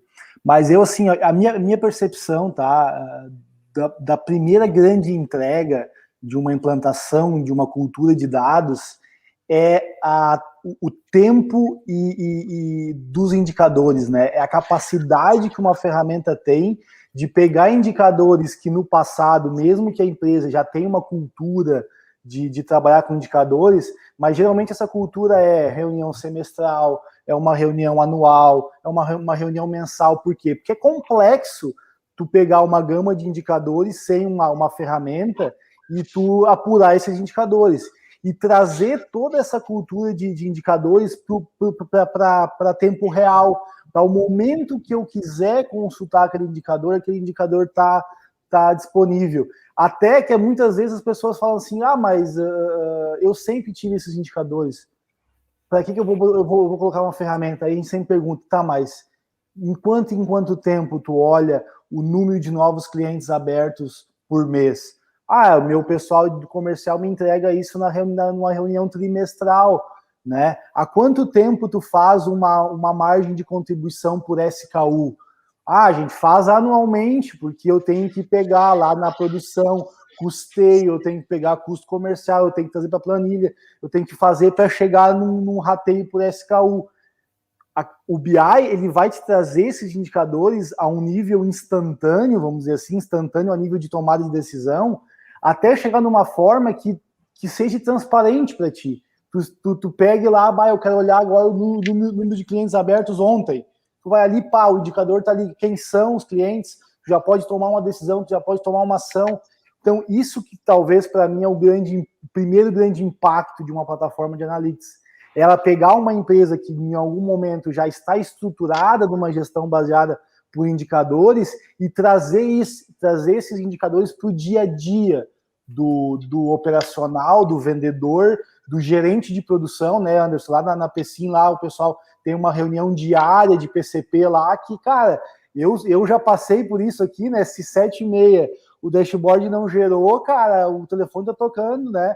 E o Luiz lá, o gerente de TI, cara, eles não vão rodar a reunião de produção se não tiver com indicador, porque é guia dos caras, né? Então, é crítico hoje, né? Isso e não vamos longe, né, Augusto? Assim, se me permite contribuir com o que você está falando, eu já trabalhei em indústria também, mas não vou me deter, porque aqui nós temos o Anderson representando, né? Mas a gente sabe da necessidade do real-time dos indicadores na indústria. Porém, no nosso caso, nós temos uma situação semelhante, que é peculiar, né, desse nosso ramo, que é o fechamento de mês, o final do mês. No final do mês está tudo muito represado, os pedidos de venda, os financiamentos que vêm do banco, as ordens de serviço das oficinas, né? E nós temos uma meta para cumprir. Então, os últimos 2, 3 dias do mês é muito bacana, porque todo mundo fica vidrado no BI, no Analytics, né? Fica acompanhando, então, de tempos em tempos, aquele indicador ser atualizado para a gente poder ou não comemorar se batemos a meta do mês. Certo? Sabe, e se for... Oi? Desculpa, Juliana, pode continuar. Não tem problema, pode me interromper, Anderson. Então, assim, esses tempos aí nós tivemos uma pequena falha técnica da nossa infraestrutura. Meu Deus, parece que houve um surto de infarto entre os gestores, né?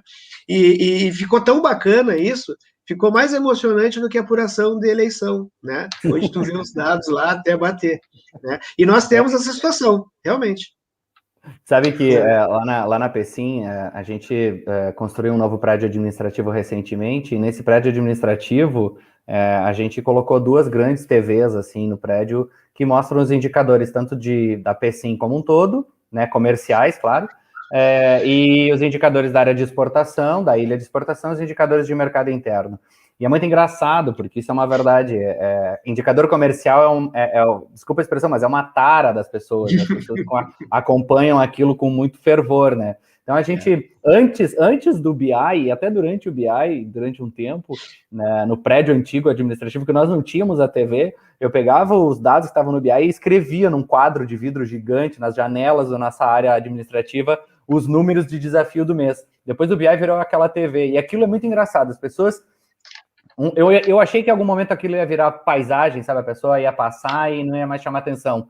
Não, cara. Se vem um representante, um vendedor de qualquer lugar do Brasil visitar a indústria, a primeira coisa que ele olha é se ele está na lista dos top 10 ou dos bottom 10. Primeira coisa que ele quer saber, se ele está no topo ou está embaixo. Se ele está embaixo, ele já sabe que a reunião com o diretor não vai ser fácil. Então, ele já tem uma noção disso. Ele olha a carteira, a gente segmenta o nosso número, enxerga os nossos incentivos. Então, chega ao final do mês, o nosso mês também, assim, não é muito diferente do teu, assim, a indústria sofre bastante, principalmente uma indústria que depende muito do atacado, do distribuidor, do varejo, o cara pressiona ao máximo, né? Estrangula a gente para no final do mês tentar tirar algum desconto extra. Então, a gente, com os dados do BI, conseguiu contornar. Nós, no passado, já chegamos a ter mais de 60% do nosso faturamento concentrado na última semana. Hoje, eu já estou com a minha meta dentro de casa. Hoje a Pecim já tem a meta do mês dentro de casa. Agora é estrategicamente atender os clientes com qualidade, antecipar os faturamentos que ela puder, gerenciar o estoque para evitar o máximo de rupturas que ela puder. Então, em todos esses sentidos, o BI foi muito importante ali para nós como área comercial. E o Augusto, de novo, sabe, final de mês, durante um tempo, nós tínhamos um cubo de dados que era um monstro, um elefante branco, assim. Chegava no final do mês, o tempo de atualização dele era maior do que a minha demanda dele. Então, ele não finalizava nunca o update. A gente teve que fazer vários investimentos em infra, em melhorias na própria, nas queries desses cubos. Então, para nós, assim, foi um aprendizado, assim. E a Pecim, hoje, ela é totalmente guiada pelos dados que ela gera, assim. Inclusive, ela chegou num nível de maturidade em que ela pega os dados dela, cruza com os dados de mercado, e hoje isso é natural lá dentro, não é tipo, vou buscar alguma coisa. Mas... Não, ela não buscou uma solução, uma ferramenta. Ela compra dados do mercado, ela baixa os datasets que tiverem disponíveis e ela cruza com o seu ambiente para entender o que ela pode buscar de insights em todo esse mar de dados, né? Perfeito, perfeito. Dando continuidade, eu acho que é bastante bacana a gente puxar esse gancho agora, né? A gente falou bastante em maturidade, indicadores, gerar informação, entregar informação em tempo de negócio hábil, né? O diretor está recebendo no café da manhã um painel, a produção está olhando os indicadores. Uma fase super difícil, mas conseguimos passar essa barreira, e aí vem um questionamento que eu faço pelos dois, e agora pode começar pelo Anderson. Uma vez o dado entregue, uma vez a plataforma compilada, entregando o dado no tempo, a gente tem uma outra barreira que é pessoas, né? Então, assim, a gente começa uma migração para uma cultura data-driven, e aí eu choco direto com pessoas que não têm tanto essa cultura, pessoas que estão aí nos últimos anos basicamente planilhando dados e muito pouco analíticas, né? Uhum. Então, assim, tu enfrenta coisas do tipo assim, eu vou implantar uma área comercial e eu tenho que chegar para aquela back office que nos últimos 5 anos montou a planilha do diretor, né? E levava a planilha todo dia compilada com o trabalho dela com carinho. E aí eu digo para essa pessoa, a partir de agora, isso que tu desenvolve com tanto carinho está sendo substituído por um painel que está sendo gerado automático e tu vai receber isso todo dia. E aí tem aquele questionamento natural, né, cara? Tá, e agora? O que acontece comigo, né? Eu vou ser demitida? O que eu vou fazer aqui? Não, tu vai agora desempenhar o papel que sempre deveria, né? Analisar, ajudar a tomar de decisão, entender os números, né? Passar para frente alguma indicação de ação ou entregar para quem toma essa ação. Como é que foi isso, Anderson, na Pecim, esse choque de cultura, né? E qual é o estado que está hoje? E aí depois, Juliano, como é que foi aí? Tu é mais recente aí com esse impacto, como é que está sendo aí na Verdes Vales? Então, como a gente começou a implementação pela área comercial e principalmente pela minha área de administração e back-office ali, né? O primeiro impacto foi realmente uma carência muito grande das pessoas de alimentarem as suas planilhas de Excel para mandar para os seus gerentes, seus vendedores e próprio diretor, né? Então, para nós, o passo mais importante, quando a ferramenta se consolidou com um pouco mais de 6, 7 meses, a gente já tinha o principal painel que a gente usa, inclusive, ele até hoje, ele é o mais acessado na empresa, ele é um breakfast que sai toda manhã, todo início da tarde ele também é disparado, então é o mais quente da empresa, com maior número de acessos. Quando a gente consolidou aquele indicador, a primeira coisa que eu fiz com o meu time foi, nós vamos agora fazer um treinamento de Excel de nível intermediário e avançado. Vocês vão se capacitar realmente em Excel. Para quê? Para que a partir de agora vocês comecem a explorar outros números da empresa para a gente levar para o BI. Então, esses profissionais começaram a ficar mais aptos a ter análise dos dados, a analisar os dados, né? Então, tiravam, e aí, uma coisa que a gente sempre exigiu muito da BI Machine é essa possibilidade de a gente ter o que a gente tem hoje em fase de teste do Big Table, né? Que nos permitia tirar rápidas extrações grandes de volumes de dados, para que a manipulação fosse pontual no Excel, não precisasse criar um painel, uma análise, tira o dado bruto, manipula ali. Então, hoje o meu time de administração de vendas, tanto de mercado interno quanto de mercado externo, porque ambos respondem para mim, são pessoas extremamente capacitadas a tirar os dados do BI e tirar novas conclusões dele, não só aquelas que já estão em painéis, em dashboards. Eles vão lá, extraem os dados, e isso foi um investimento da empresa em mostrar para essas pessoas que eles não são mais geradores de reporte básico, eles são analistas, assistentes com esse viés mais analítico de pegar o dado, interpretar ele, olhar se o estoque que tu tem na tua filial do Espírito Santo é suficiente para atender o teu cliente de São Paulo, se a gente vai tirar isso do Rio Grande do Sul, qual que é a velocidade de tomada dessa decisão, mostrar para a empresa, é mais vantagem eu atender esse cara de São Paulo pela matriz do que pelo estado, porque o meu prazo de entrega é de 10 dias, eu consigo ser mais eficiente numa negociação de frete.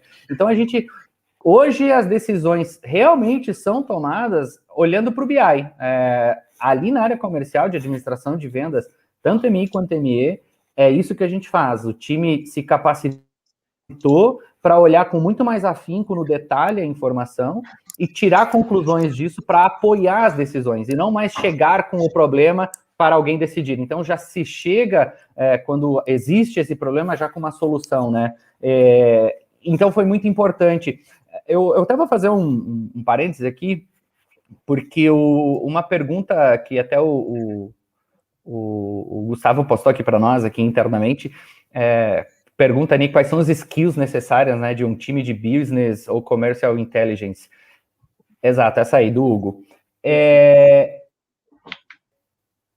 Eu comecei montando o meu time, principalmente, com Excel, cara. Excel, a pessoa ter noções de Excel é um ponto importantíssimo, porque o Excel ele te dá muito, muito embasamento para te construir uma tabela dinâmica, entender o que é um indicador, comparar as coisas.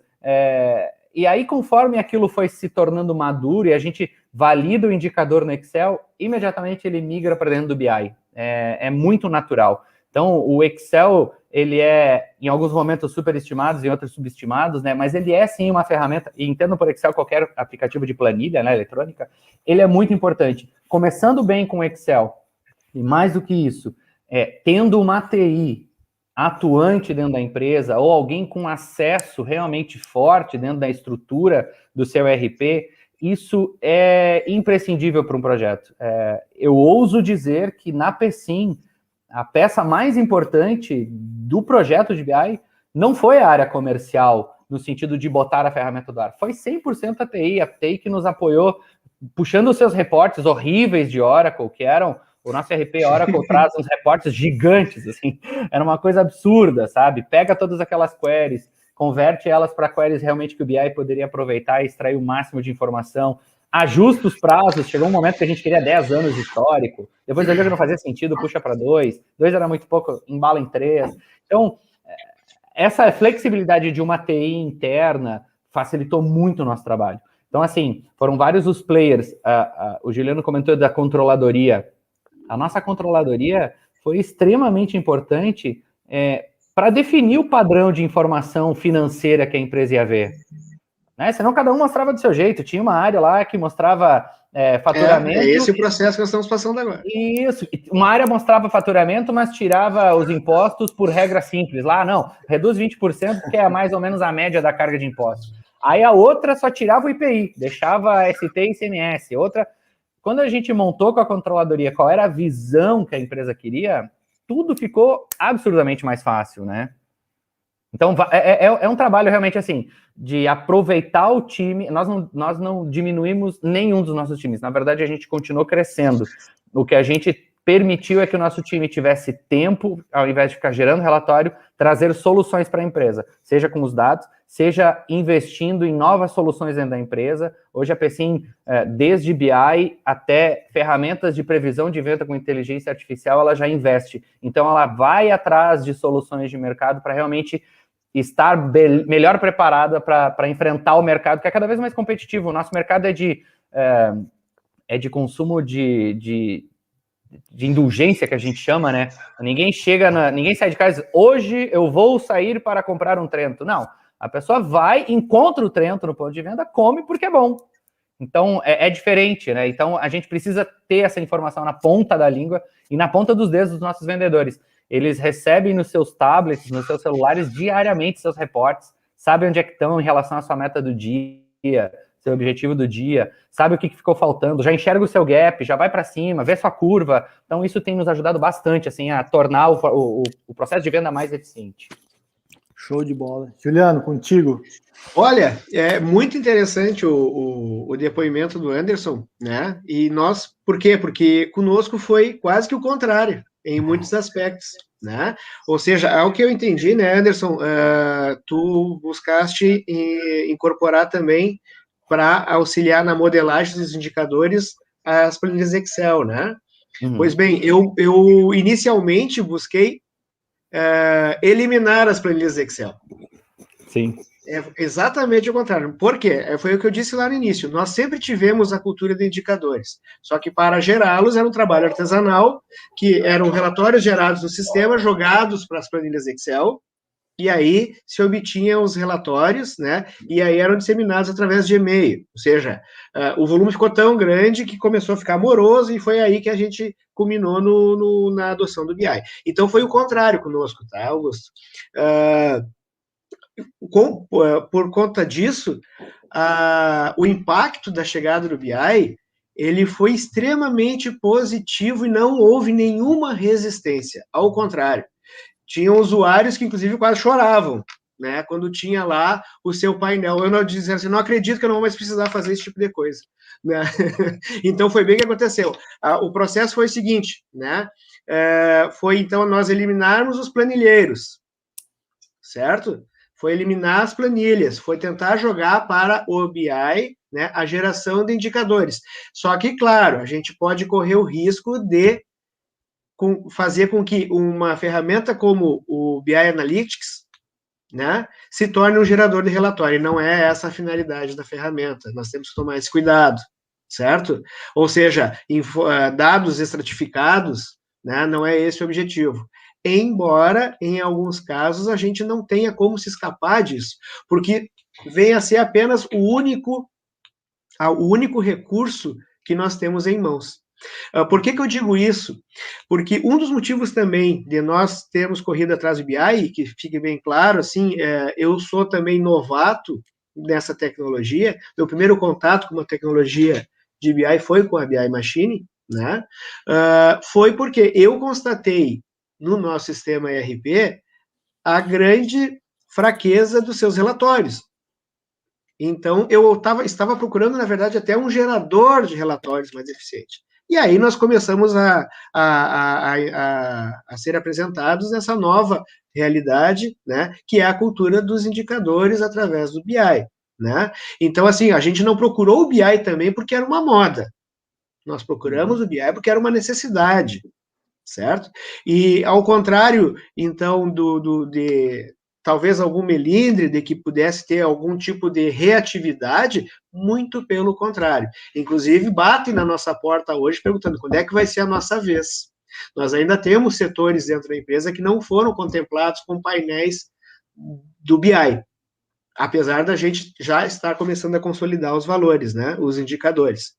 Então, por conta disso, nós tivemos pleno êxito na adoção do BI, não há reatividade alguma, né? E com isso, o primeiro trabalho, inclusive, a gente fica policiando, né? Se surge uma planilha nova do Excel, nós perguntamos, por que não está no BI? Certo? Por que não está no BI? Claro, depende da planilha, né? Quando esse trabalho se torna, na realidade, gerador de indicadores, né? E nós temos que cuidar.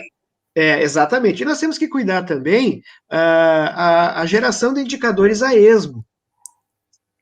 Eu nunca me esqueço, eu já sou antigo na área, né? Eu me formei lá no ano 2000, né?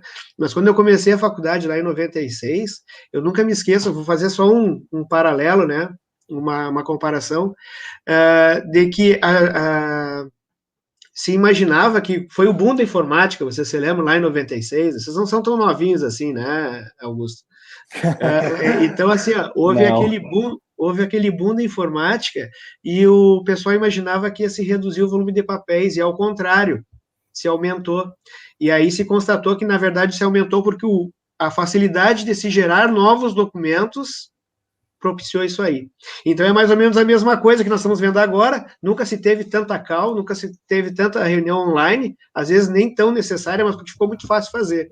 E se nós puxar esse paralelo para a geração de indicadores, às vezes a gente faz indicadores a esmo, se polui a plataforma, e nós temos uma dificuldade de consolidar eles, e é por isso que a gente está fazendo esse trabalho. Eu acho que é a terceira ou quarta vez que eu estou citando esse nosso trabalho de consolidação dos indicadores, porque é o nosso ponto de amadurecimento da ferramenta dentro da Verdes Vales. Complementando um pouco, Juliana, essa questão aí de indicadores que começam a se procriar dentro da ferramenta, né? É aquele alinhamento das pilares, né? Cultura, estratégia e tecnologia. Quando eu não tenho uma estratégia muito bem definida, e às vezes acontece de um diretor dizer, eu vou botar BI e vou contratar uma empresa, e, cara, implementam, né? Fazem acontecer. E aí tu começa a fazer um trabalho nas áreas, e aí eles abrem, né? Aquelas planilhas com 20, 30, 40 indicadores, né? A gente aqui tem um trabalho que a gente fala, né, em separar indicadores acionáveis e indicadores de vaidade, né? O que é um indicador de vaidade? Cara, é aquele indicador que um diretor ou um gerente uma vez trouxe para a empresa, colocou numa planilha, essa planilha está lá há 10 anos sendo enviada e sendo discutida, mas é um indicador que o gestor adora ver ele, mas ele não tem alinhamento estratégico nenhum. Indicadores são vivos, né? Então, tu olha para ele, tu não tem um histórico comparativo, tu não tem uma meta comparativa, tu não tem uma ação estratégia lá na empresa que faça ele para frente ou para trás, né? Exemplo, né? A nossa empresa agora está num momento onde eu tenho que consolidar a produção. Aí tem um indicador lá que eu produzo e não consigo, né, vender para mais clientes porque o que eu produzo já está sendo comprado. E aí tem um indicador lá de abertura de carteira, né? Então eu tive 20 clientes novos no mês. Se aquele indicador não faz sentido para o momento da empresa, ele não tem que estar lá naquele dashboard. Aí tu pergunta, tá, mas o que tu tá fazendo com esse indicador? Qual é a ação que tu tá fazendo nele? Pá, não sei, eu só gosto de ver quantos clientes tem novos. Tá, mas 20 é bom, é ruim, é intermediário? Tu tá comparando com o quê? Bah, não sei, deixa ali. Isso, ao longo do tempo, ele vai poluindo e ele vai trazendo a sensação de que o BI não agrega, de que aqueles painéis não agrega valor porque não traz a realidade da empresa. E muitas vezes isso vem de uma falta de estratégia de montar a tua camada analítica muito ligada à tua estratégia momentânea da empresa, né? Então, aonde a empresa quer chegar agora? Quais são as principais dores nesse momento? Né? E aí tu vai montar o teu analista. Por isso que o BI é muito vivo, né, Anderson? Inclusive, eu digo assim, Augusto, desculpa te interromper, é por isso que eu digo assim, ó, para ter essa percepção de que, primeiro, né, eu já estou percebendo que o BI em si, o projeto em si, ele nunca vai terminar, ele é um órgão, né, ele tem a sua vida própria dentro da empresa, certo? E conforme a estratégia que a empresa adotar, nós vamos ter que adequar a ferramenta para isso. Né? É uma retroalimentação, né? A ferramenta ajuda a estratégia e a estratégia faz mudar a ferramenta, é uma retroalimentação. Então, nesse aspecto, assim, ó, eu vejo que o que ocorre? Chega um momento em que eu agradeço até o Anderson por ter mencionado a TI, eu como TI fiquei lisonjeado, né? Nós também começamos esse projeto pela TI, certo? Mas eu já estou percebendo, Anderson, que nós estamos... É claro que o projeto em si, do ponto de vista tecnológico, continua comigo, certo? Com o setor. Mas a gente percebe que está chegando um momento em que nós estamos migrando até mesmo a responsabilidade pela geração dos indicadores. Nós não podemos responder pelos indicadores. É por isso que agora, nesse momento, nós estamos colocando o pessoal da controladoria e em muitos momentos eu tenho que colocar o responsável do financeiro com o cara da controladoria, com o cara do contábil numa sala virtual, dar um facão virtual para cada um e dizer assim, entenda. Perfeito.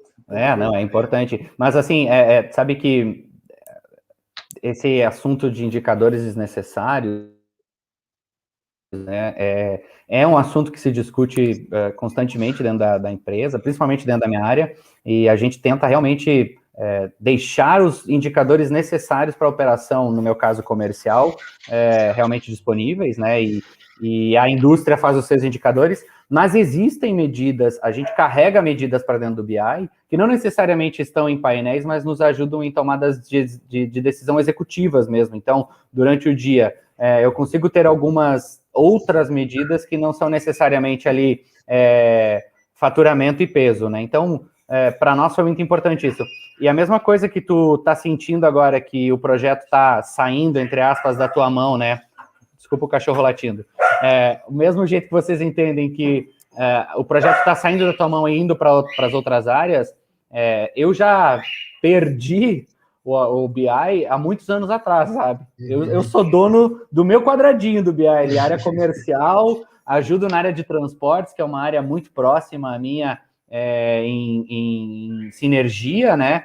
Mas o BI já é realmente, hoje o BI é da PECIM, não é da área comercial. Então, eu te confesso que eu não faço ideia de quais são os indicadores que o RH tem para controle dele.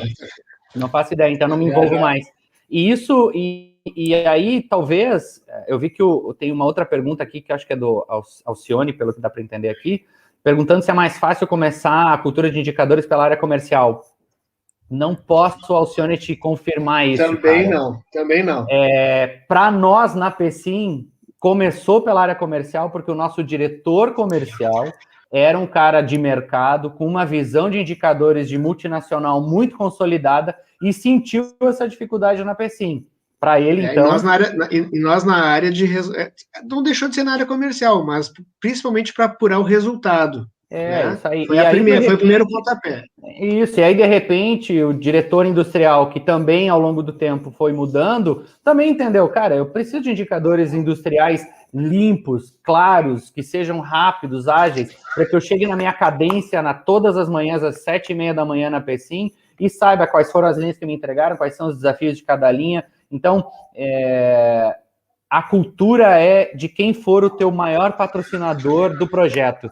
Se o teu patrocinador for o cara da área financeira, te abraça nele, que a ferramenta vai sair pelo financeiro. Se for do comercial, te abraça nele, que o comercial vai trazer. Mas tem que ter um grande patrocinador dentro da empresa. E eu hoje agradeço muito ao meu diretor na PECIM, o Carlos Scarpa, que foi desde o início o patrocinador da ferramenta. Ele disse, eu quero uma ferramenta que me resolva essa dor. Se vai ser um BI, se vai ser um relatório melhor, não me interessa. Ele tinha uma dor.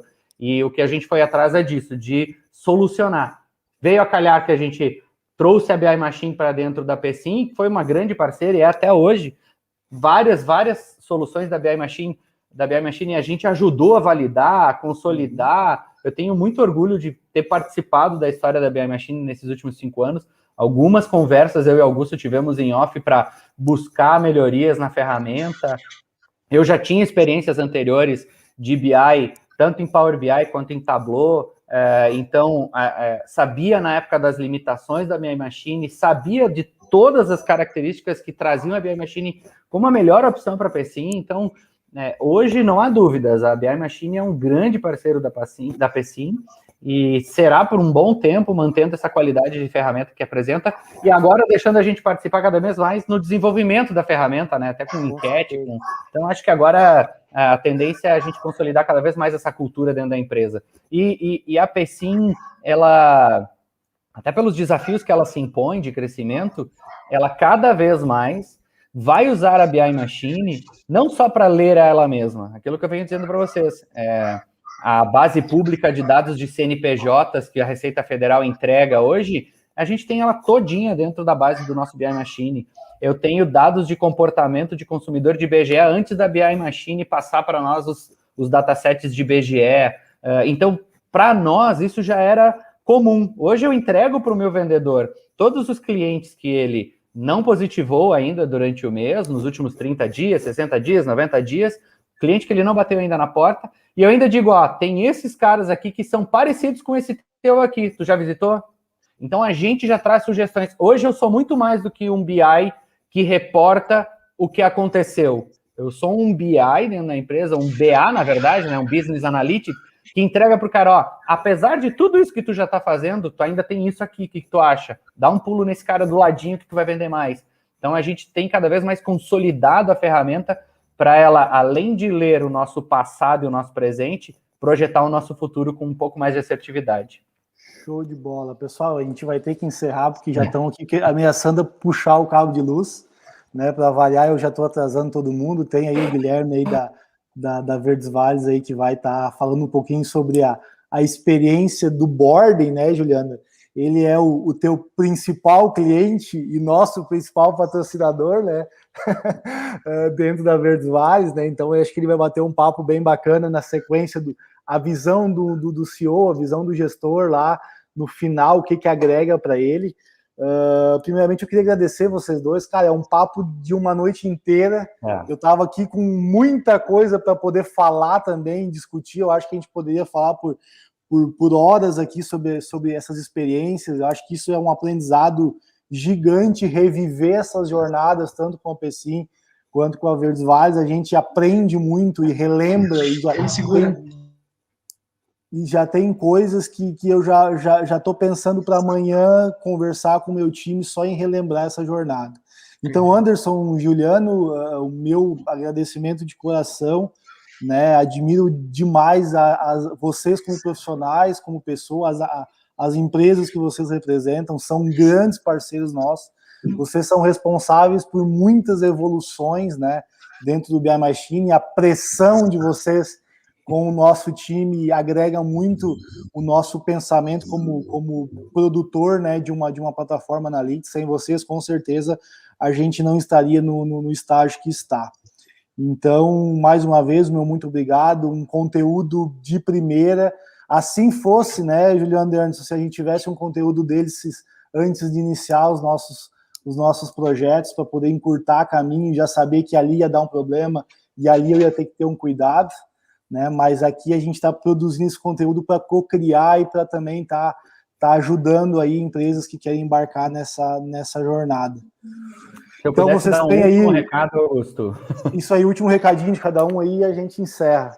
Assim, além de tudo aquilo que o Augusto falou dos 3 pilares, eu acho que se eu pudesse dar uma dica de o que foi para nós ou para mim dentro da PECIM um desafio de implementação de uma empresa realmente data-driven, primeiro de tudo, tem que ter um expositor do projeto, um patrocinador claro, alguém que assuma junto contigo para alta gestão a necessidade e mostre que essas dores são reais. Isso é imprescindível, tá? Tem que ter treinamento e capacitação dos times envolvidos no start do projeto, é muito importante também. E aí nós temos aqui na BI Machine a participação de toda a equipe de consultores, de TI que nos apoiaram também a tirar nossas dúvidas em relação à plataforma e tirar o máximo, extrair o máximo de eficiência dela.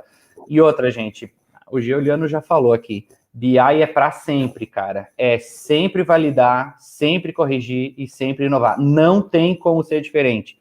Tu vai responder uma pergunta hoje, amanhã vai surgir outra, que vai te gerar um novo indicador, ou pelo menos uma nova pergunta para uma nova resposta. Isso é eterno. E quanto mais pessoas estiverem alinhadas nessa cultura de os dados, sim, respondem às dúvidas da empresa, mais informação a gente tira da ferramenta, mais rápida a empresa se torna no mercado, mais rápida ela reage ao mercado, e isso só tem uma coisa, só leva a uma coisa, é sucesso de qualquer um, desde as pessoas envolvidas no trabalho, no serviço que a empresa presta, até o seu próprio reconhecimento profissional. Queria agradecer demais ao Augusto e ao Juliano pela oportunidade desse bate-papo, e vamos retomar essa conversa num futuro próximo, com certeza. Acho que tem papo para uma noite inteira, se a gente deixar. Show de bola. Juliano? Rapidinho, então, Augusto e Anderson, eu sei que já extrapolamos o tempo, né? O último recado que eu gostaria de dar nesse bate-papo é que se bateu bastante na questão da cultura dos indicadores, né? Vai ser muito, para o pessoal que está nos assistindo aí e tem esse questionamento, seria muito mais fácil, como foi para Verdes Vales, se a empresa já tiver um mínimo de cultura de indicadores. Então, não é necessário, repito, não é necessário que aguardar vir uma ferramenta de BI para que se inicie esse processo de aculturamento de indicadores, certo? No momento em que a gente já tem uma gama de indicadores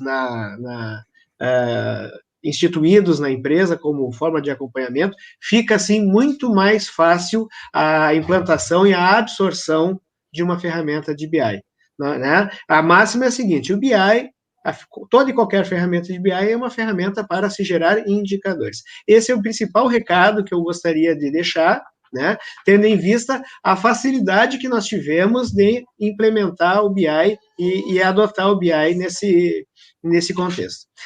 Para finalizar, eu queria te agradecer, Augusto, mais uma vez, tá, por poder participar com a BI Machine aí nesse evento, mais um evento, né, que a gente está aí, espero que não enjoem da nossa cara. Obrigado, Anderson, foi um prazer conversar contigo, tá? Verdes Vales sempre de portas abertas aí, né, para qualquer coisa, tá? A todos aí, uma boa noite.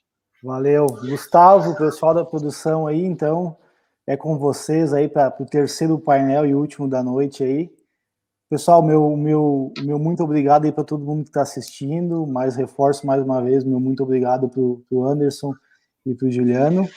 Então, vamos lá para o terceiro painel.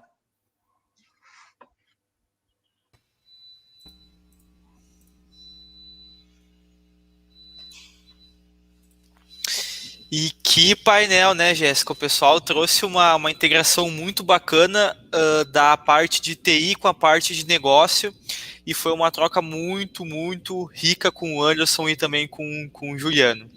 Sim, muito conhecimento, né, que eles nos passaram, e com certeza, assim como todos comentaram, a gente poderia passar a noite inteira só debatendo sobre esse assunto. E também tirei um trecho bem bacana, que é corriqueiro, eu acho que na maioria das empresas, que é essa questão justamente dos indicadores, que o Juliano comentou logo no início. Ele falou que os indicadores, eles sempre foram importantes e é uma necessidade constante, né? E que com o BI eles conseguiram estar tendo uma depuração muito mais assertiva e mais ágil do dado, né? E também despenderam os colaboradores para tomadas de decisões ou para projetos mais produtivos para a empresa e para eles mesmos, né? Muito, muito bacana isso. Agora a gente então, né, Gustavo, vai para o último painel da noite, e para fechar com chave de ouro, né, a gente vai ter o nosso CEO aqui da BI Machine, o Douglas, em conjunto com o Guilherme, que ele é diretor conselheiros da Verdes Vales, e também vai ter o Adriano, que é o diretor de operações e de tecnologia da CIS, que vão falar de um tema muito bacana, que é os desafios corporativos de uma jornada de gestão data-driven e os próximos passos da tecnologia e a humanização dos dados. Perfeito, perfeito. Vamos lá, pessoal. Então, não deixem de interagir e vamos lá.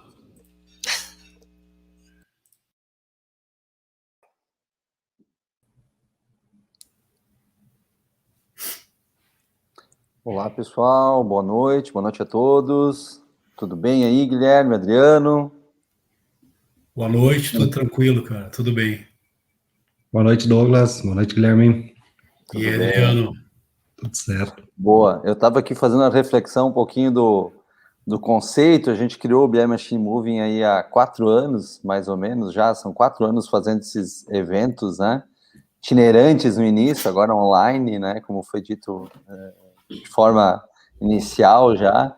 Mas achei muito interessante que eu fui até buscar aqui nos históricos o primeiro que a gente fez, e os conceitos sempre foram muito de compartilhar, né, exemplos, o que é possível fazer, como as empresas vêm fazendo, mostrar que dá para fazer, e o papo agora, principalmente o último aqui, do Augusto, foi bastante bacana, e eu acho que o nosso também vai ser.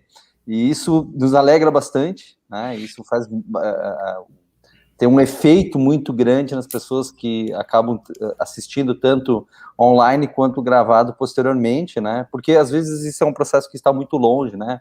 Uma cultura, dados, indicadores de forma automatizada, né? E às vezes, inclusive, quando a gente tem processos que podem falhar, né?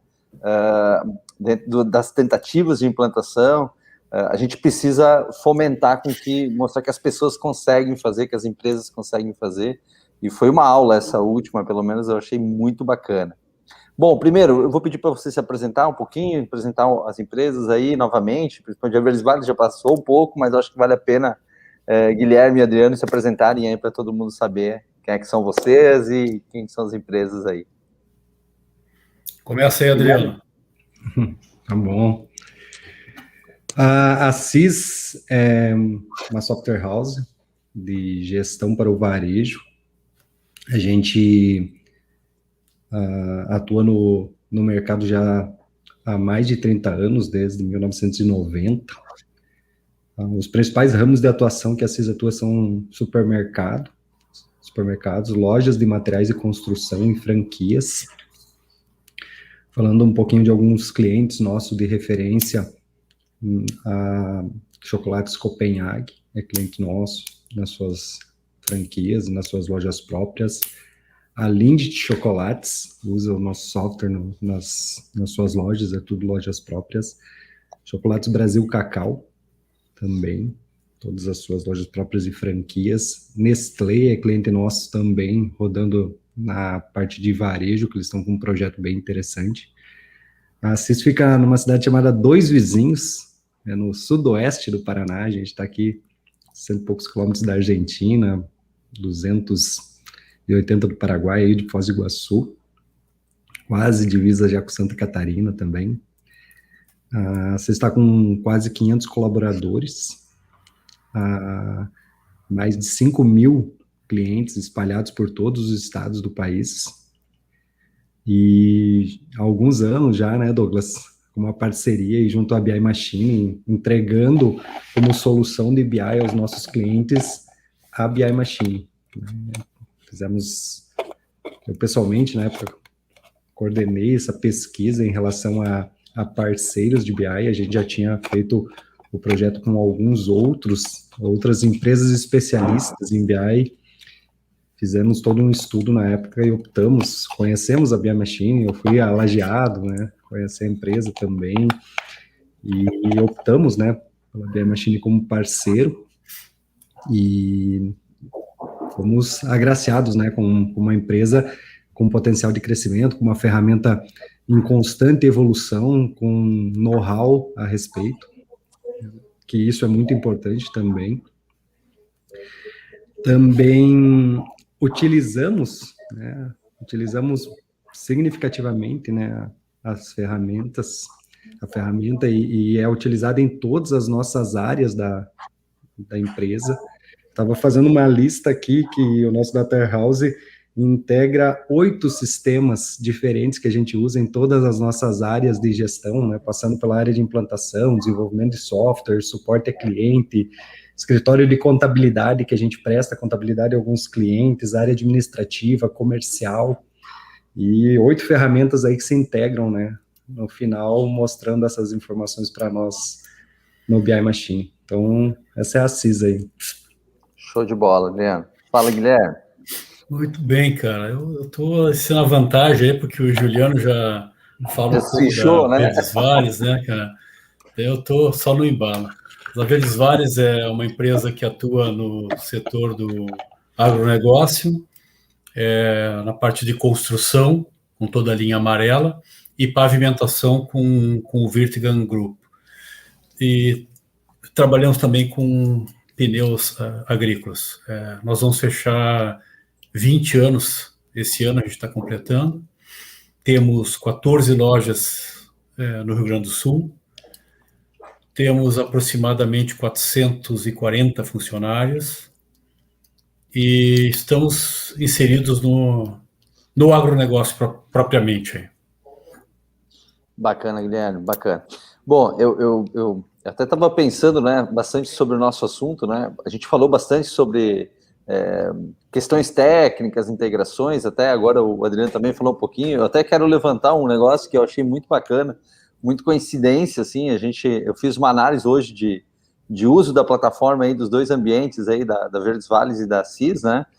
A CIS interno, principalmente, e os dois estão com um número de operações basicamente muito próximo, em torno de 3 mil touches, ou seja, uma pessoa gerando uma atividade de análise, né, ou gerando um relatório, ou visualizando, ou no mobile, ou numa Smart TV, é um número bastante significativo já, né, de consumo, digamos assim, então isso também nos deixa bastante feliz para poder estar conversando com vocês.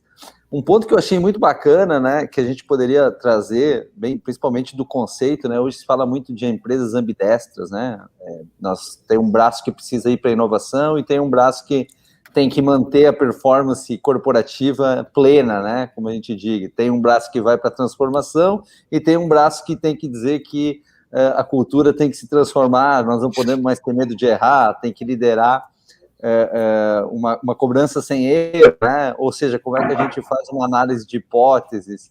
Então, acho que esse é um ponto que eu achei muito bacana a gente falar, e toda a noite a gente já vem falando sobre o processo de cultura e de pessoas, né? E aí vem alguns papos que a gente teve de forma antecipada, que eu gostaria de trazer para vocês, assim, para a gente debater, né? Hoje a gente sabe que tem muitos dados, muitas informações, né? E aí vem um gargalo que são pessoas, né? Como a gente consegue olhar pessoas, cultura, tecnologia, digamos, que são os 3 pilares, né? Como é que vocês veem isso, assim? Como é que a gente pode trabalhar um pouco mais sobre esse aspecto, assim, de trazer o Guilherme até confidenciou algumas práticas, né? Eu achei muito bacana. O Adriano aí tem toda uma estrutura operacional também, né? Que tem que trazer, porque é bacana, porque o Adriano traz muita questão do software, né? Então a gente consegue traquear muita coisa, né? E eu queria trazer esse tema, assim, pessoa, cultura, né, tecnologia e alguns aprendizados aí, se vocês puderem trazer um pouquinho, eu acho que vai ser bem bacana esse bate-papo aí. Quer começar, Adriano, por você? Pode ser? Pode ser. Aqui a gente tem todo um processo de planejamento estratégico que vem de cima do boarding, né, definindo os objetivos estratégicos da empresa, e esses objetivos eles vão sendo ramificados para todos os setores, definindo todos os indicadores, tanto os resultantes quanto os indicadores direcionadores, né? E lá na base do planejamento estratégico que a gente usa o BSC é aprendizado e crescimento, né? Então, a gente tem alguns objetivos estratégicos que são ligados a pessoas e ligados à questão de formação. Então, a gente tem muito dos nossos projetos que são ligados a formar pessoas, né? Entre elas, desenvolver colaboradores, a ser um bom lugar para se trabalhar e alguns outros aí. Esses indicadores a gente mede através de BI, né? A gente tem toda uma plataforma de e-learning que os nossos colaboradores têm todo o seu mapa de treinamento, né, seu mapa de capacitação, e através dessa ferramenta, até eu estava olhando aqui que eu até esqueci de colocar essa na minha lista de integrações, a gente tem a integração com a nossa ferramenta de e-learning, a gente tem uma universidade corporativa dentro da empresa, que esses treinamentos, a gente faz o acompanhamento da evolução dos colaboradores através da BI Machine. Então, a gente liga o planejamento estratégico, né, pensando lá em como se fazer isso, liga isso com o mapa de desenvolvimento de colaboradores, liga a plataforma de treinamentos e e-learning e vai ver isso lá no BI. Até hoje, eu recebi um reporte de um treinamento que a gente tem até o dia 25 para capacitar 90% da equipe. Então, hoje eu recebi um reporte de como que está o andamento desses treinamentos e consegue, em tempo real, fazer o acompanhamento de como que está indo. Falando em tecnologia, olhando lá em processos, né, a gente tem lá desenvolver inovação, né, e desenvolver parcerias também, né, olhando para o lado de cliente. A gente tem um parceiro de tecnologia que é especialista, como é a BI Machine, voltada a BI, a gente viu que é uma estratégia acertada, né? É difícil, quanto empresa, você, mesmo nós, se sendo uma empresa de tecnologia, a gente desenvolver tudo dentro de casa e ter know-how para tudo. Então, em determinadas situações, que você buscar um parceiro especialista traz vantagens para os dois lados, né? Nesse momento, a BI Machine nos indica quanto empresa de tecnologia ligadas aos ramos que a gente atua, e a gente indica a BI Machine para os nossos clientes, né? Também desenvolve ferramentas em conjunto para atender o mercado, né? Isso é bem positivo, olhando para essa questão de tecnologia, de pessoas, e isso aos poucos vai se transformando em cultura. Hoje, como você falou, dentro da CIS, o BI é cultura. Tudo se fala em BI. Onde que a gente vai buscar as informações para tomada de decisão? É no BI. Por que as informações da universidade estão no BI? Porque essa é a nossa ferramenta padrão para tomada de decisão, é padronizada. A gente sabe que qualquer informação que a gente precisa para tomar decisão vai estar lá. Você não vai precisar ficar procurando aonde que está essa informação, pedindo para alguém gerar um relatório do Excel, entrar na ferramenta específica, ficar guardando.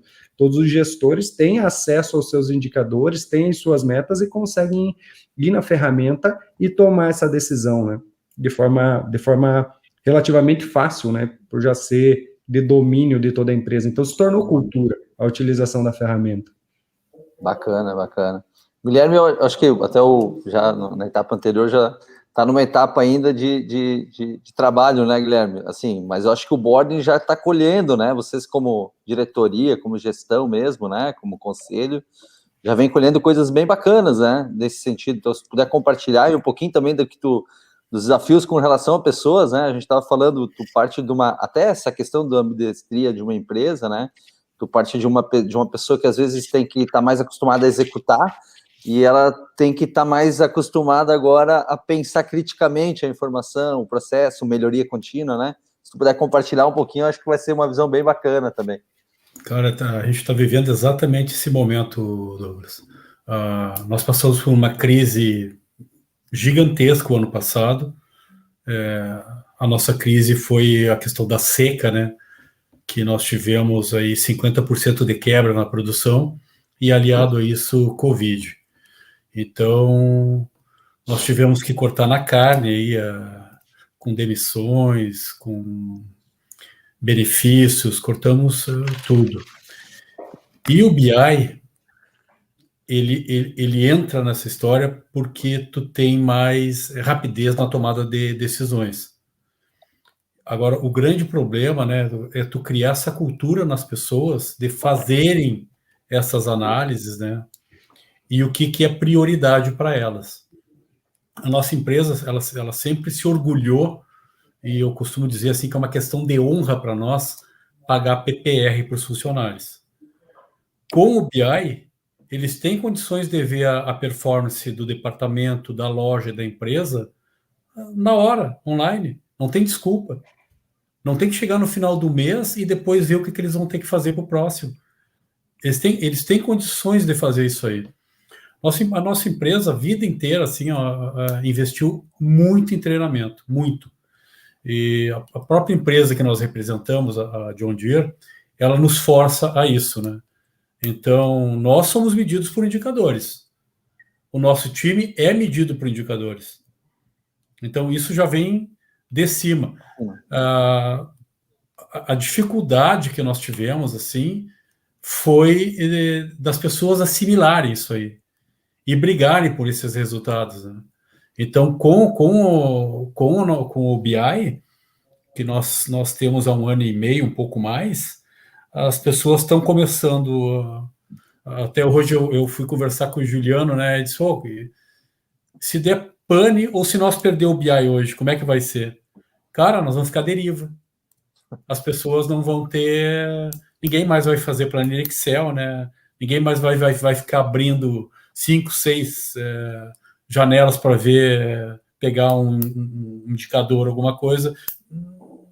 Não tem mais espaço para isso, né? Ninguém quer mais isso aí. Então, nisso aí, viu, nós fomos... como é que eu vou dizer assim? Para nós foi quase que um presente porque é o nosso norte hoje, né? Eu digo assim que o BI para nós hoje é transparência, é o engajamento, é a reação rápida, né? E o sucesso do departamento e da loja. As pessoas já estão trabalhando bem com isso, assimilando e fazendo bom uso da ferramenta, né? Que a finalidade é essa aí. Existe uma inversão, né, Guilherme Adriano, também nesse ponto, porque no início as pessoas elas estão acostumadas a ter 80% do seu tempo para coletar e transformar esses dados em planilha e 20% para analisar, né? E quando a gente inverte esse Pareto, né, ou seja, às vezes tu tem quase instantâneo, então nem te diria que é 20%, ou seja, é contínuo e automático. E aí as pessoas falam, tá, mas então eu não tenho muito o que fazer. Não, esse é o problema. A questão é que tu está sendo pago. Você é um cara formado em MBA, você é um cara super qualificado e você estava fazendo planilha que eventualmente um estagiário poderia estar fazendo, né? E aí é um processo culturalmente que vai mudando ao longo do tempo, né? Então, eu acho que cada passo é um passo, né? Guilherme, eu achei muito legal tu colocar assim, e eu... Falando muito sobre os investimentos, né? Treinamento, você falou, e a gente já tinha comentado um pouco muito desses investimentos em tecnologia, né? A Vertizalis sempre foi uma empresa que se beneficiou muito da tecnologia, né? Até talvez, vindo uma pressão da John Deere também, né? E isso eu acredito que seja um ponto muito positivo aí para vocês. Se quiser compartilhar um pouquinho sobre isso, eu acho que essa é uma coisa que talvez até para nós, para a CIS e para a BI Machine, é sempre muito interessante ver, né? Porque quem trabalha no agro, né, agora tem toda uma mídia em cima disso aí, né, Douglas? Mas a John Deere é uma empresa que é a empresa do segmento agrícola que mais investe em pesquisa e desenvolvimento. Então, isso vem para a ponta. Eu lembro, assim, que há 20, 15 anos atrás, a gente estava, assim, o Brasil estava atrasado no mínimo 10 anos em relação aos outros países, né? Principalmente Estados Unidos e Europa. Hoje, os grandes lançamentos, eles são simultâneos, cara. Eles são lançados no momento que é lançado nos Estados Unidos, é lançado aqui, é lançado na Europa, às vezes é lançado aqui e lá, desenvolvimento aqui. Então, nós estamos muito, eu não vou dizer à frente, né? Mas seguindo essa tendência e, cara, tecnologia, né? Hoje numa máquina agrícola, para quem não é do ramo, é quase que inacreditável, né? Hoje nós temos inteligência artificial nas nossas colheitadeiras. Bom, piloto automático já é coisa do passado para nós, mas tem tanta coisa legal e isso tem nos beneficiado porque aquele êxodo que tinha do campo para a cidade, ele inverteu. Porque hoje os jovens querem trabalhar com os nossos produtos, tamanha tecnologia que eles têm, porque é um desafio para eles isso. Então, a tecnologia, ela beneficia todo mundo, né? Mas no nosso negócio, no agro, no campo, ela nos beneficiou porque ela trouxe algumas coisas que são fora dela, né? Que é toda aquela questão da sucessão, que era um problema seríssimo na atividade rural. As pessoas iam para a cidade para estudar e não queriam mais voltar, até pela rigidez do trabalho, por tudo isso, né? Hoje volto com o maior prazer. A gente se sente muito à vontade de conversar com o produtor rural hoje, porque ele consegue acompanhar essa tecnologia. Muitas vezes nós temos que criar essa necessidade dele, porque ele nem imagina que exista aquilo, né? Então, isso vem ajudando na produção, na qualidade de vida. A tecnologia no campo hoje ela está extremamente avançada, viu? Ela avançou, eu acho que muito mais que em determinados setores aí que eram referências. A velocidade disso aí é surpreendente, viu? E, obviamente, que nós temos que nos adaptar para dar o suporte para tudo isso, né? Hoje, as nossas máquinas elas são monitoradas dentro da nossa empresa. Eu consigo monitorar uma colheitadeira trabalhando no Pará. Eu sei o que o cara está fazendo, o quanto ele está produzindo, o quanto ele está gastando. Qualquer problema que der na máquina, eu detecto daqui. Eu sei primeiro do que o operador. Cara, isso aí eu assistia nos vídeos da John Deere de 10 anos atrás, que eu achava que aquilo era uma loucura. Hoje nós temos dentro da nossa empresa. Pois é, que legal. Se vocês forem numa loja da Verdes Vales hoje, vocês vão ver um monitor lá e a nossa equipe monitorando uma máquina que tá no campo trabalhando. Os últimos 5 anos foi um avanço gigantesco no nosso ramo. É um prazer a gente conseguir fazer isso, viu? E, obviamente, dentro da nossa loja, dentro do nosso estado aqui. Isso é muito legal. O mercado agro, né? Eu acho que ele se pontuou agora, principalmente no Brasil, eu acredito assim, como um mercado-alvo muito bacana, né? Se a gente for ver, né? A gente que é da área de tecnologia, né, Adriano? Tipo assim, cara, a quantidade de software, startups, né? O mercado está apoiando de outra forma, né? Um mercado que eventualmente estava mais esquecido, digamos assim, ou mais periférico dessa onda de atualização tecnológica, né? A nossa discussão hoje, né, que ela sempre foi ferro mesmo, né, cara? É chave, é martelo. Hoje ela está fugindo disso aí. Hoje a gente vai lá, acopla, e muita coisa é feita à distância já dos nossos centros de suporte ao cliente, né? Sem uso de ferramenta. Então as pessoas acham, eu vou ter uma máquina dessas e eu não vou conseguir pilotar ela. Muito pelo contrário, ela se torna muito mais fácil do que antes. Porque a parte mecânica dela está reduzindo, é muito mais eletrônica, né? Então, como é que eu vou dizer assim, é um estímulo, viu, das pessoas mais novas, as pessoas se reciclarem, tu vê mais vontade nas pessoas trabalharem, né, com uma máquina dessas, porque elas se desafiam constantemente.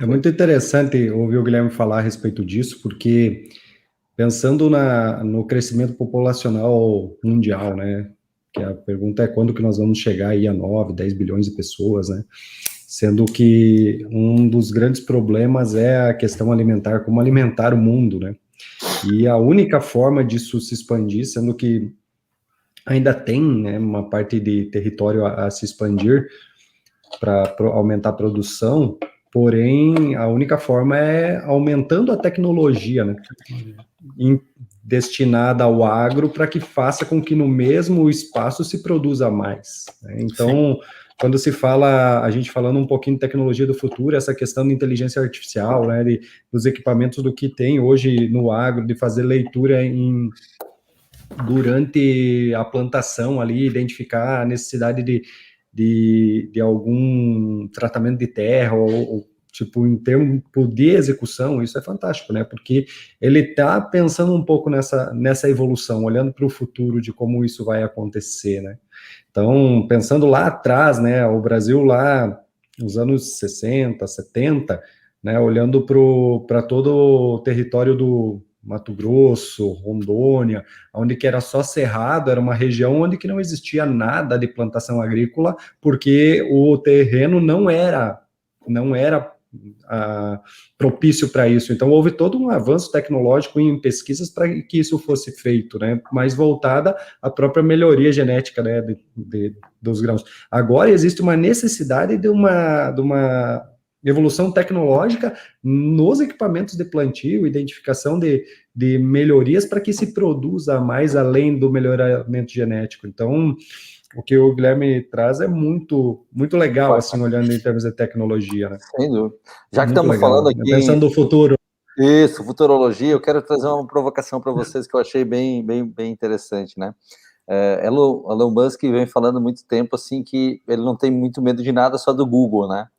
E aí chegou até nós já uma demanda um tempo atrás de fazer análises de pequenos bares, né, durante a pandemia por uma quebra, né, pensando nesse modelo de quebra, né, e, como é que a gente vai conseguir ter essa projeção, né, e aí a gente começou a tomar noção de algumas coisas, né, e a gente começou a entender que, por exemplo, assim, o Google hoje sabe mais do que a gente de quantas pessoas estão dentro do teu negócio, por exemplo, da Verdes Vales, né, se a gente for olhar quantas pessoas entraram nas Verdes Vales, se tu entrar lá na loja tal, no meu negócio da loja tal, tem lá horário de pico, das 10 às 11 é onde tem mais pessoas dentro daquele negócio.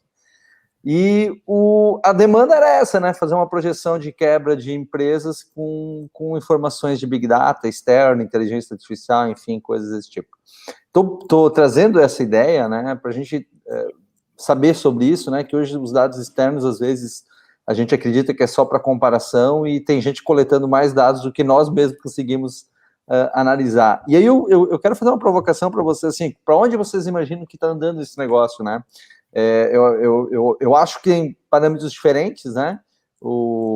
A gente sabe que tem muita mídia, né? Muita questão. Agora a data science vai tomar noção, né, Canini? A gente fala muito na área de tecnologia, né? Tipo, tudo vai ser simples, tudo vai ser não sei o quê, não existe mais pessoas para tomar decisão, né? Essas coisas meio assim, fora da curva, né? Mas eu queria fazer essa provocação para vocês, assim, para a gente fazer um encerramento dessa conversa. Como é que vocês estão vendo, assim, questão de dado, pessoas, né? E principalmente de como é que a gente vai os nossos negócios, digamos assim, os negócios das empresas nesse modelo aí de ter dados disponíveis, de ter informações que eventualmente nunca foram analisadas antes. Né? Bom, posso começar. Obviamente, né, que com a pandemia se criaram novos hábitos, né? Eu acho que cada um de nós, alguns gostaram de ficar um pouco mais em casa, curtir mais a família, curtir o ambiente de lar e tudo isso aí.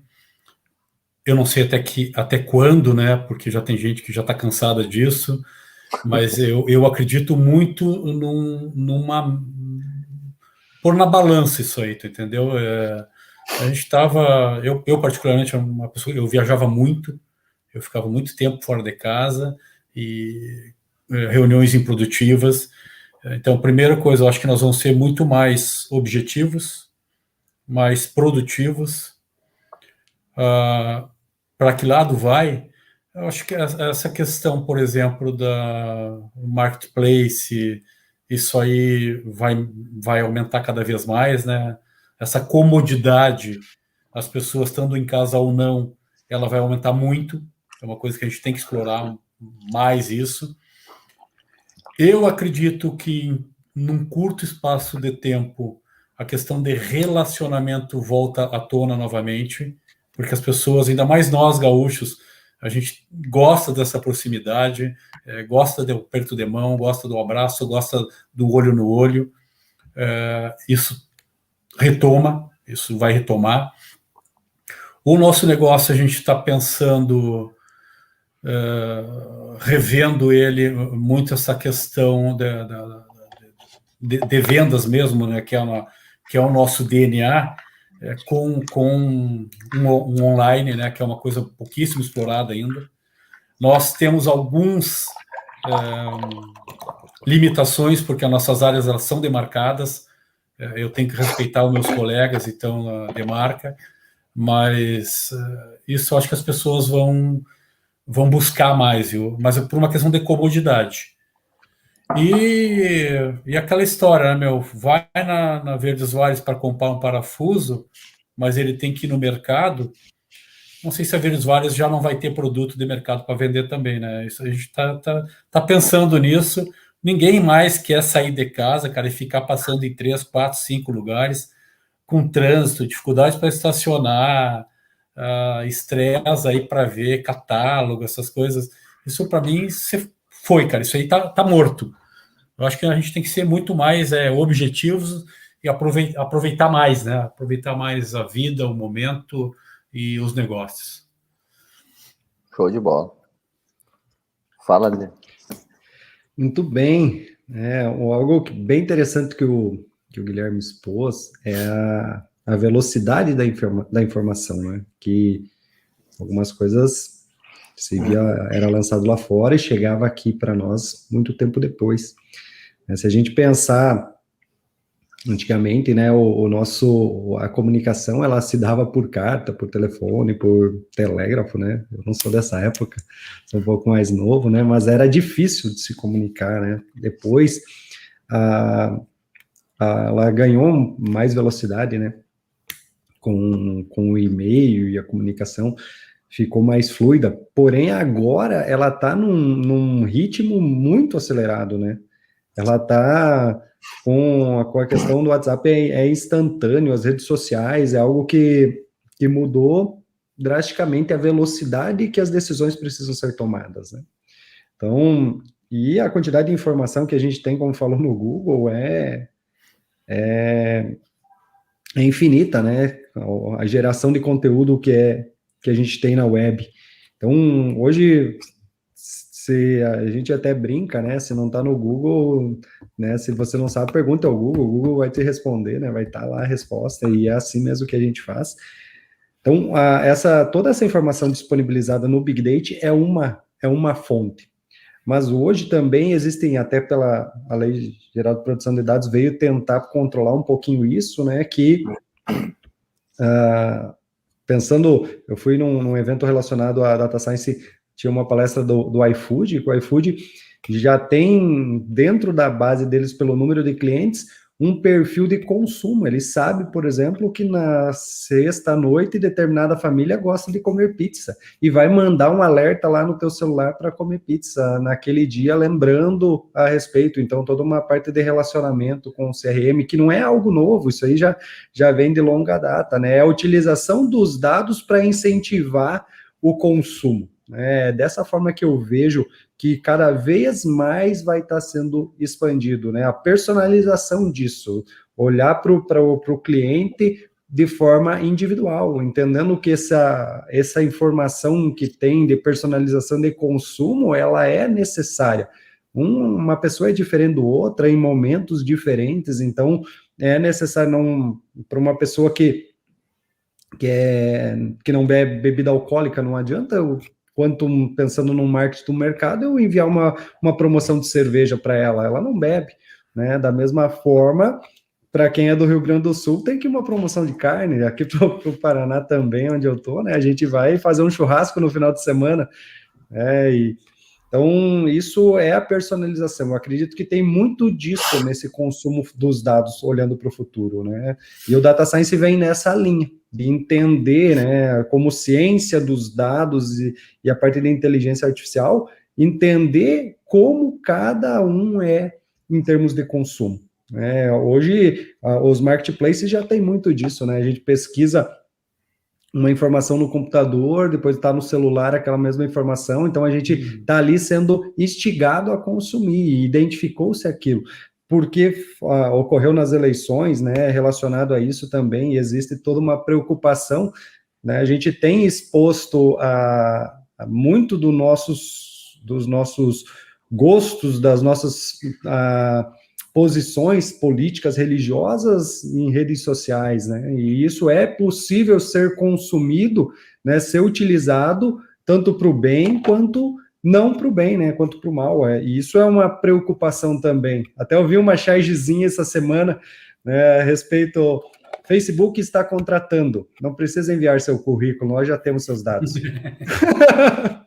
Tipo, é uma realidade, a gente expõe isso, está disponível, então essa é uma preocupação, né, de quanto mais essa informação personalizada vai estar sendo utilizada também de uma forma negativa, e a LGPD veio tentar controlar um pouquinho isso, né, que é um problema.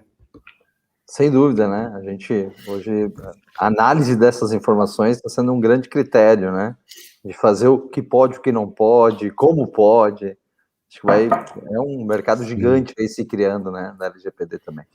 Bom, pessoal, acho que era isso, vamos começar a fazer os encerramentos. Gustavo, tem alguma pergunta, alguma coisa que veio agora, ultimamente, para a gente conversar? Transformações que podem evitar. Isso aqui é bem bacana, essa pergunta, né? O nome dele eu não consigo explicar, né? Embora algumas... A questão de acessibilidade de informação para as pequenas empresas, né? Acho que se vou deixar para o Canini responder, eu acho que ele está bem nessa área aí, né, Canini? Acho que é um grande desafio isso, né, e muitas vezes as empresas ainda acreditam que só isso tecnologia só para as grandes, né, e na verdade hoje já é principalmente com nuvem, com cara, variadamente de muitas coisas que hoje já tem, né? A questão de disponibilização em massa é diferente. Então, se tu quiser contribuir um pouquinho aí, seria muito legal. Olhando para a tecnologia, eu acredito que as pequenas e médias empresas são as que mais precisam de tecnologia. Só que da mesma forma que o Guilherme falou, que muitas vezes é preciso gerar essa necessidade no cliente dele lá do agro, as empresas de tecnologia, como é o nosso caso, precisamos gerar essa necessidade em nossos clientes. Exemplo, um software em nuvem, cloud, é uma necessidade muito maior de uma empresa de pequeno porte, que não tem uma área de tecnologia, que não tem condição de manter os seus servidores, do que numa empresa de maior porte, onde que tem uma infraestrutura de tecnologia. Então, a necessidade é muito maior, mas as empresas de pequeno porte não sabem disso. As empresas de pequeno porte ter a tomada de decisão de forma mais assertiva para que elas consigam ter maior competitividade através de uma ferramenta de BI, ela também é uma necessidade que num primeiro momento elas não veem ou até têm dificuldade de entender, mas é mais elas que teriam essa necessidade, para que tenham mais competitividade, consigam ter diferenciais competitivos, né? Sejam mais ágeis, tenham, além da parte de relacionamento, que uma pequena empresa tem, muito mais forte do que uma empresa maior, né? Ela tenha também essa questão na tomada de decisão.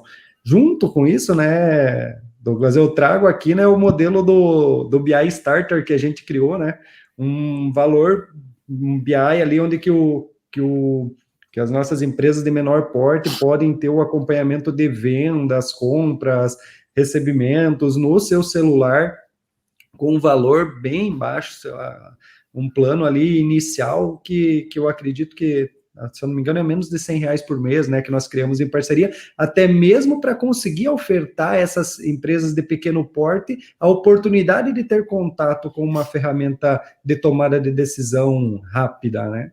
Então, essa é a minha opinião a respeito, né, a gente precisa, quanto empresa de tecnologia, gerar essa necessidade, e as empresas de pequeno porte são as que mais precisam de uma tomada de decisão rápida, assim como as de grande porte, mas elas para gerar diferencial competitivo para competir exatamente com as grandes, né? Para não serem abocanhados pelo mercado. Guilherme, quer contribuir alguma coisa? Eu acho que... Sim, cara, eu vejo sim pela nossa empresa, né, que nós começamos com alguns indicadores, hoje já tem novas demandas. Conforme o uso, foi se criando necessidades e a gente está com novas demandas dentro do nosso BI. Então, eu sempre falo para os nossos clientes, né? Claro, eu sou um vendedor, eu vou lá para oferecer para ele um monte de alternativas. Geralmente ele não quer, porque ele nem sabe que existe aquilo. Então, eu acho que o BI é exatamente isso aí, meu. É uma necessidade que ele não sabe a qualidade, a importância dela, né? Agora, depois que ele começa a usar, não larga mais. E aí vai ver o tempo que o cara perdeu, né? De não ter indicadores. Porque isso para uma empresa onde tu tem sócios, onde tu paga um PPR, isso é transparência, né? Tu abre ali, nós temos os nossos de supervisor para cima, todos têm acesso. Eles abrem o BI e sabem o que está acontecendo dentro da empresa. Não tem sujeira embaixo do tapete. Então, isso é credibilidade, né, pessoal? Isso motiva as pessoas. Tem um monte de fatores que eles não estão expostos ali, né? Mas o BI, ele é válido para qualquer tamanho da empresa. Tem que usar. Tem que usar e tu vai ver assim o quanto de oportunidades que tu tem dentro de um BI, por mais simples que ele seja. Eu acho que o próprio conceito de BI, ele barateou muito dentro desse processo de nuvem, por exemplo, porque, querendo ou não, né, a parte de análise de dados, ela sempre teve um custo de hardware mais significativo, porque tu tem um volume de processamento, e isso foi um impacto muito grande que a nuvem permitiu, né? Então, hoje tu tem acesso a um custo extremamente baixo, né? Uma jornada toda self-service, ou seja, você mesmo pode fazer as perguntas e tentando resolver seus problemas. E acho que isso é muito importante para toda a empresa, né? Eu acho que Antes, no tema anterior, o pessoal colocou muito bem, assim, cara, o BI ele acaba sendo que nem um novelo de lã, tu puxa um pedaço do fio e vai vindo outro pedaço porque tu tá curioso, tu quer saber o que tá acontecendo, aí às vezes tu tem que ir lá fazer uma integração, né, que nem o Adriano Anini colocou agora há pouco, aí tem que buscar a informação do outro canto, aí busca do outro lugar, aí quando tá tudo integrado, tu começa a ver um cenário bem significativo, né, mais global, uma visão que a gente chama mais de helicóptero, né, e isso facilita muito ter uma visão de a performance toda, né, e depois te permite inovar, testar, ter hipóteses, né, testar novos canais, que nem foi colocado, então, enfim, vai aumentando todo um processo de inteligência comercial, de distribuição, coisas que eventualmente são muito complexas de tu fazer manualmente sem nenhuma ajuda de tecnologia, né. Pessoal, mais alguma colocação de vocês? Aí a gente vai partindo para o encerramento. Vamos ver aqui. Muito importante os temas, legal. Obrigado aí pela paciência de todos. Está aí junto com a gente até as 8h15 já. Jonas é o nosso coordenador de BI aqui da CIS. Ele que é responsável pelo time de gestão de dados aqui. Jonas, show de bola. Nos conhece muito do BI Machine. Show de bola. Valeu, Jonas. Valeu por estar com a gente aí. Guilherme, então vamos... Quer colocar alguma coisa, Karine? Não, pode seguir, Lucas. Então vamos se despedindo, eu acho, né, pessoal? Está no rádio também e quero já antecipadamente agradecer a presença de vocês dois aí. Vocês são grandes parceiros nossos, né? A CIS aí, tanto como parceiro mesmo e também como usuário, eu acho que é uma satisfação. No início nem era o objetivo, né, Karine, o uso interno da BI Machine, e isso acabou se tornando uma surpresa bem agradável para nós também, né? Um cliente que tem um uso bem grande, eu diria, um dos aí, sei lá, top 10 de uso hoje da plataforma para gestão interna, né? E visuais aí, com certeza, vindo com um projeto sensacional aí, cada vez pegando mais áreas, né? Entrando books corporativos agora, que eu acho que vai ser um negócio muito legal aí, para ti, Guilherme, também, e vamos tocar. Então, se você tiver uns minutinhos aí, pode se despedir e aí a gente vai encerrando. Pô, cara, muito obrigado, viu, Douglas, aí pela oportunidade, mas assim, eu queria dar os parabéns, né, pela iniciativa de vocês. Eu acho que esses painéis, eles são ricos, né, porque são trocas de experiência. Eu assisti os anteriores e eu vi o quanto que eu não sei nada desse setor aí, como é que é as nomenclaturas que vocês usam. Eu vou ter que sentar amanhã lá com o Juliano para ele me decifrar aí o que você estava falando. Sim. Mas também a gente tem que renova, né, cara? Eu gosto muito dessa parte de tecnologia, porque as pessoas que trabalham com ela são pessoas que aventuram, cara. Eles não se prendem com as coisas, não tem medo do erro, eles vão atrás. Não é questão de se aventurar, mas é um negócio assim de abrir o peito e vamos lá, cara. Se não der certo, vamos fazer de novo. Isso faz parte do nosso negócio. E eu acho que o Brasil ainda precisa muito disso, né? Tem muita porteira para a gente abrir, tem muita oportunidade nesse país. E vocês, cara, a BI Machine contribui muito com isso, porque ela dá o rumo, né? Ela é uma bússola. A pessoa que tem o BI Machine, ela minimiza os erros, né? Então, vocês foram muito importantes para nós nesses 2 anos.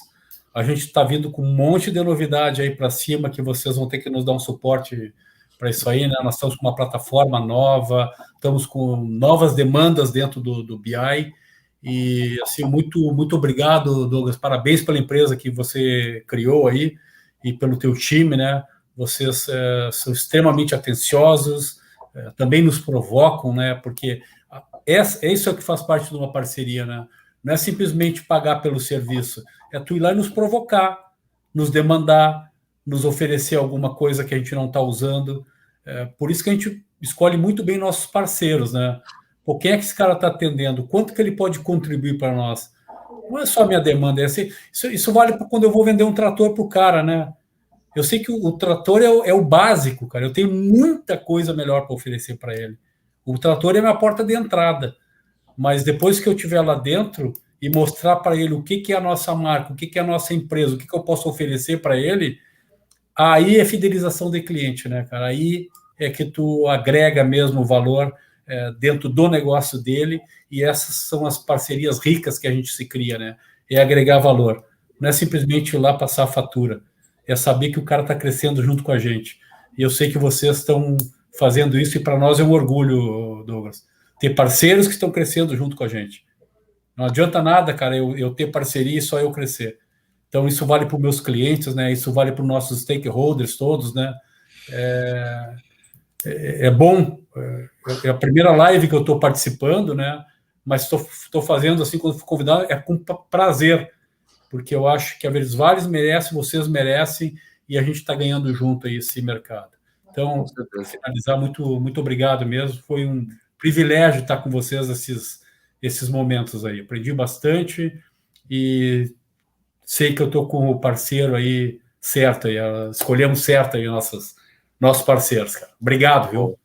Muito obrigado aí, Guilherme, lisonjeado aí. A equipe com certeza vai ficar muito feliz aí escutando, está escutando, mas com certeza a gente vai passar toda a equipe aí que faz um trabalho, e também de forma muito importante, eu preciso dizer, né, para vocês aí, que a equipe Verdes Vales é uma equipe sensacional, não só aí com o Juliano, mas com toda a equipe, né? A gente só escuta elogios aí do trabalho de vocês, porque a gente implanta um produto, e o Canini aí, Adriano, sabe que software não é feito só pelo fornecedor, né? Tudo depende muito de quem está do outro lado, de pessoas motivadas, que querem fazer acontecer, com uma cultura importante, que querem mostrar resultado, e isso a gente encontra na Verdes Vales aí praticamente todo dia que tem acesso. Então, quero dar os parabéns também pela empresa que vocês criaram aí, pela cultura que vocês criaram. É muito mais fácil implantar uma solução e colher os resultados dessa forma, né, com a equipe que vocês têm lá, do que muitas vezes a gente também, como fornecedor, tem que fazer muita força, né, muito trabalho para colocar aí. Com vocês sempre foi muito fácil. Então, assim, muito obrigado pela oportunidade de trabalhar, e também meus parabéns pela empresa que vocês criaram e pela equipe de vocês. Adriano.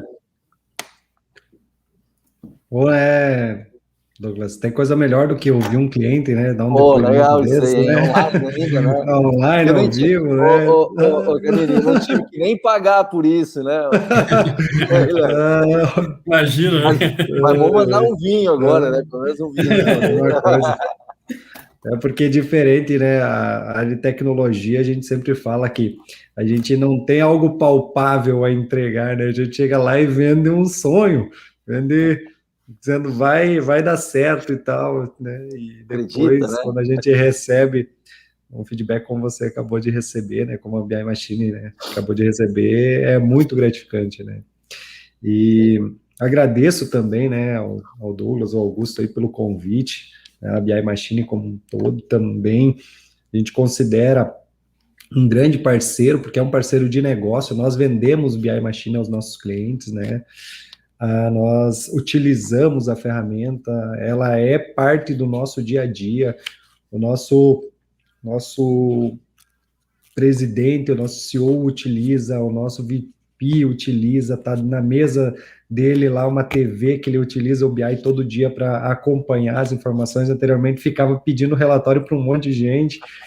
Hoje não tem, né? Ele só liga já cobrando, porque ele já está com a informação na mão. Eu também já faço da mesma forma, já estou com a informação aqui na mão da área de operações e tecnologia para tomar as decisões e para cobrar o pessoal, né? Todos os gestores têm os seus indicadores na mão para saber, porque o indicador, ele tem, e isso é muito importante a gente pensar, o indicador ele tem que ter um objetivo, ele existe por um motivo. Nós, ter só por ter não tem um, né? Tanto que na definição dos indicadores, eu sempre peço aos meus gestores, isso eu digo como uma dica final aqui, pergunte o porquê daquele indicador.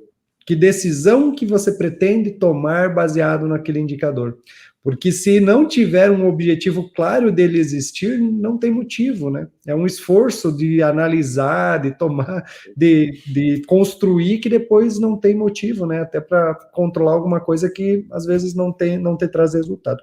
Então, agradeço ao convite, Douglas, estamos continuamos como parceiro durante muito tempo, já vem e vamos continuar crescendo junto. As empresas de tecnologia têm esse diferencial que a gente, quanto mais a gente trabalhar junto, mais a gente cresce junto, né? Um indicando o outro. O BI Machine veio a agregar a nossa solução, né, como um RP de gestão aí para o varejo, sendo a plataforma de BI, né, e a gente tem, aí no Rio Grande do Sul, acredito que não temos mais, mas a gente tem a rede de franquia de supermercados Dia, com quase 800 lojas que utilizam a ferramenta também no seu dia a dia para tomar decisão, e é muito importante. A gente sabe o quanto é importante para os nossos clientes e quanto é importante aqui dentro da empresa. Então, muito obrigado, parabéns pelo evento, né? Muito bom participar, estamos juntos. Então tá, pessoal, muito obrigado a todos aí pelo tempo, pela paciência de ter escutado a gente aí também, e muito obrigado novamente a vocês aí, as empresas fantásticas que vocês representam, e espero que a gente possa conversar em outros momentos novamente. Forte abraço, até mais, pessoal. Obrigado, cara. Boa noite. Valeu. Um abraço, pessoal.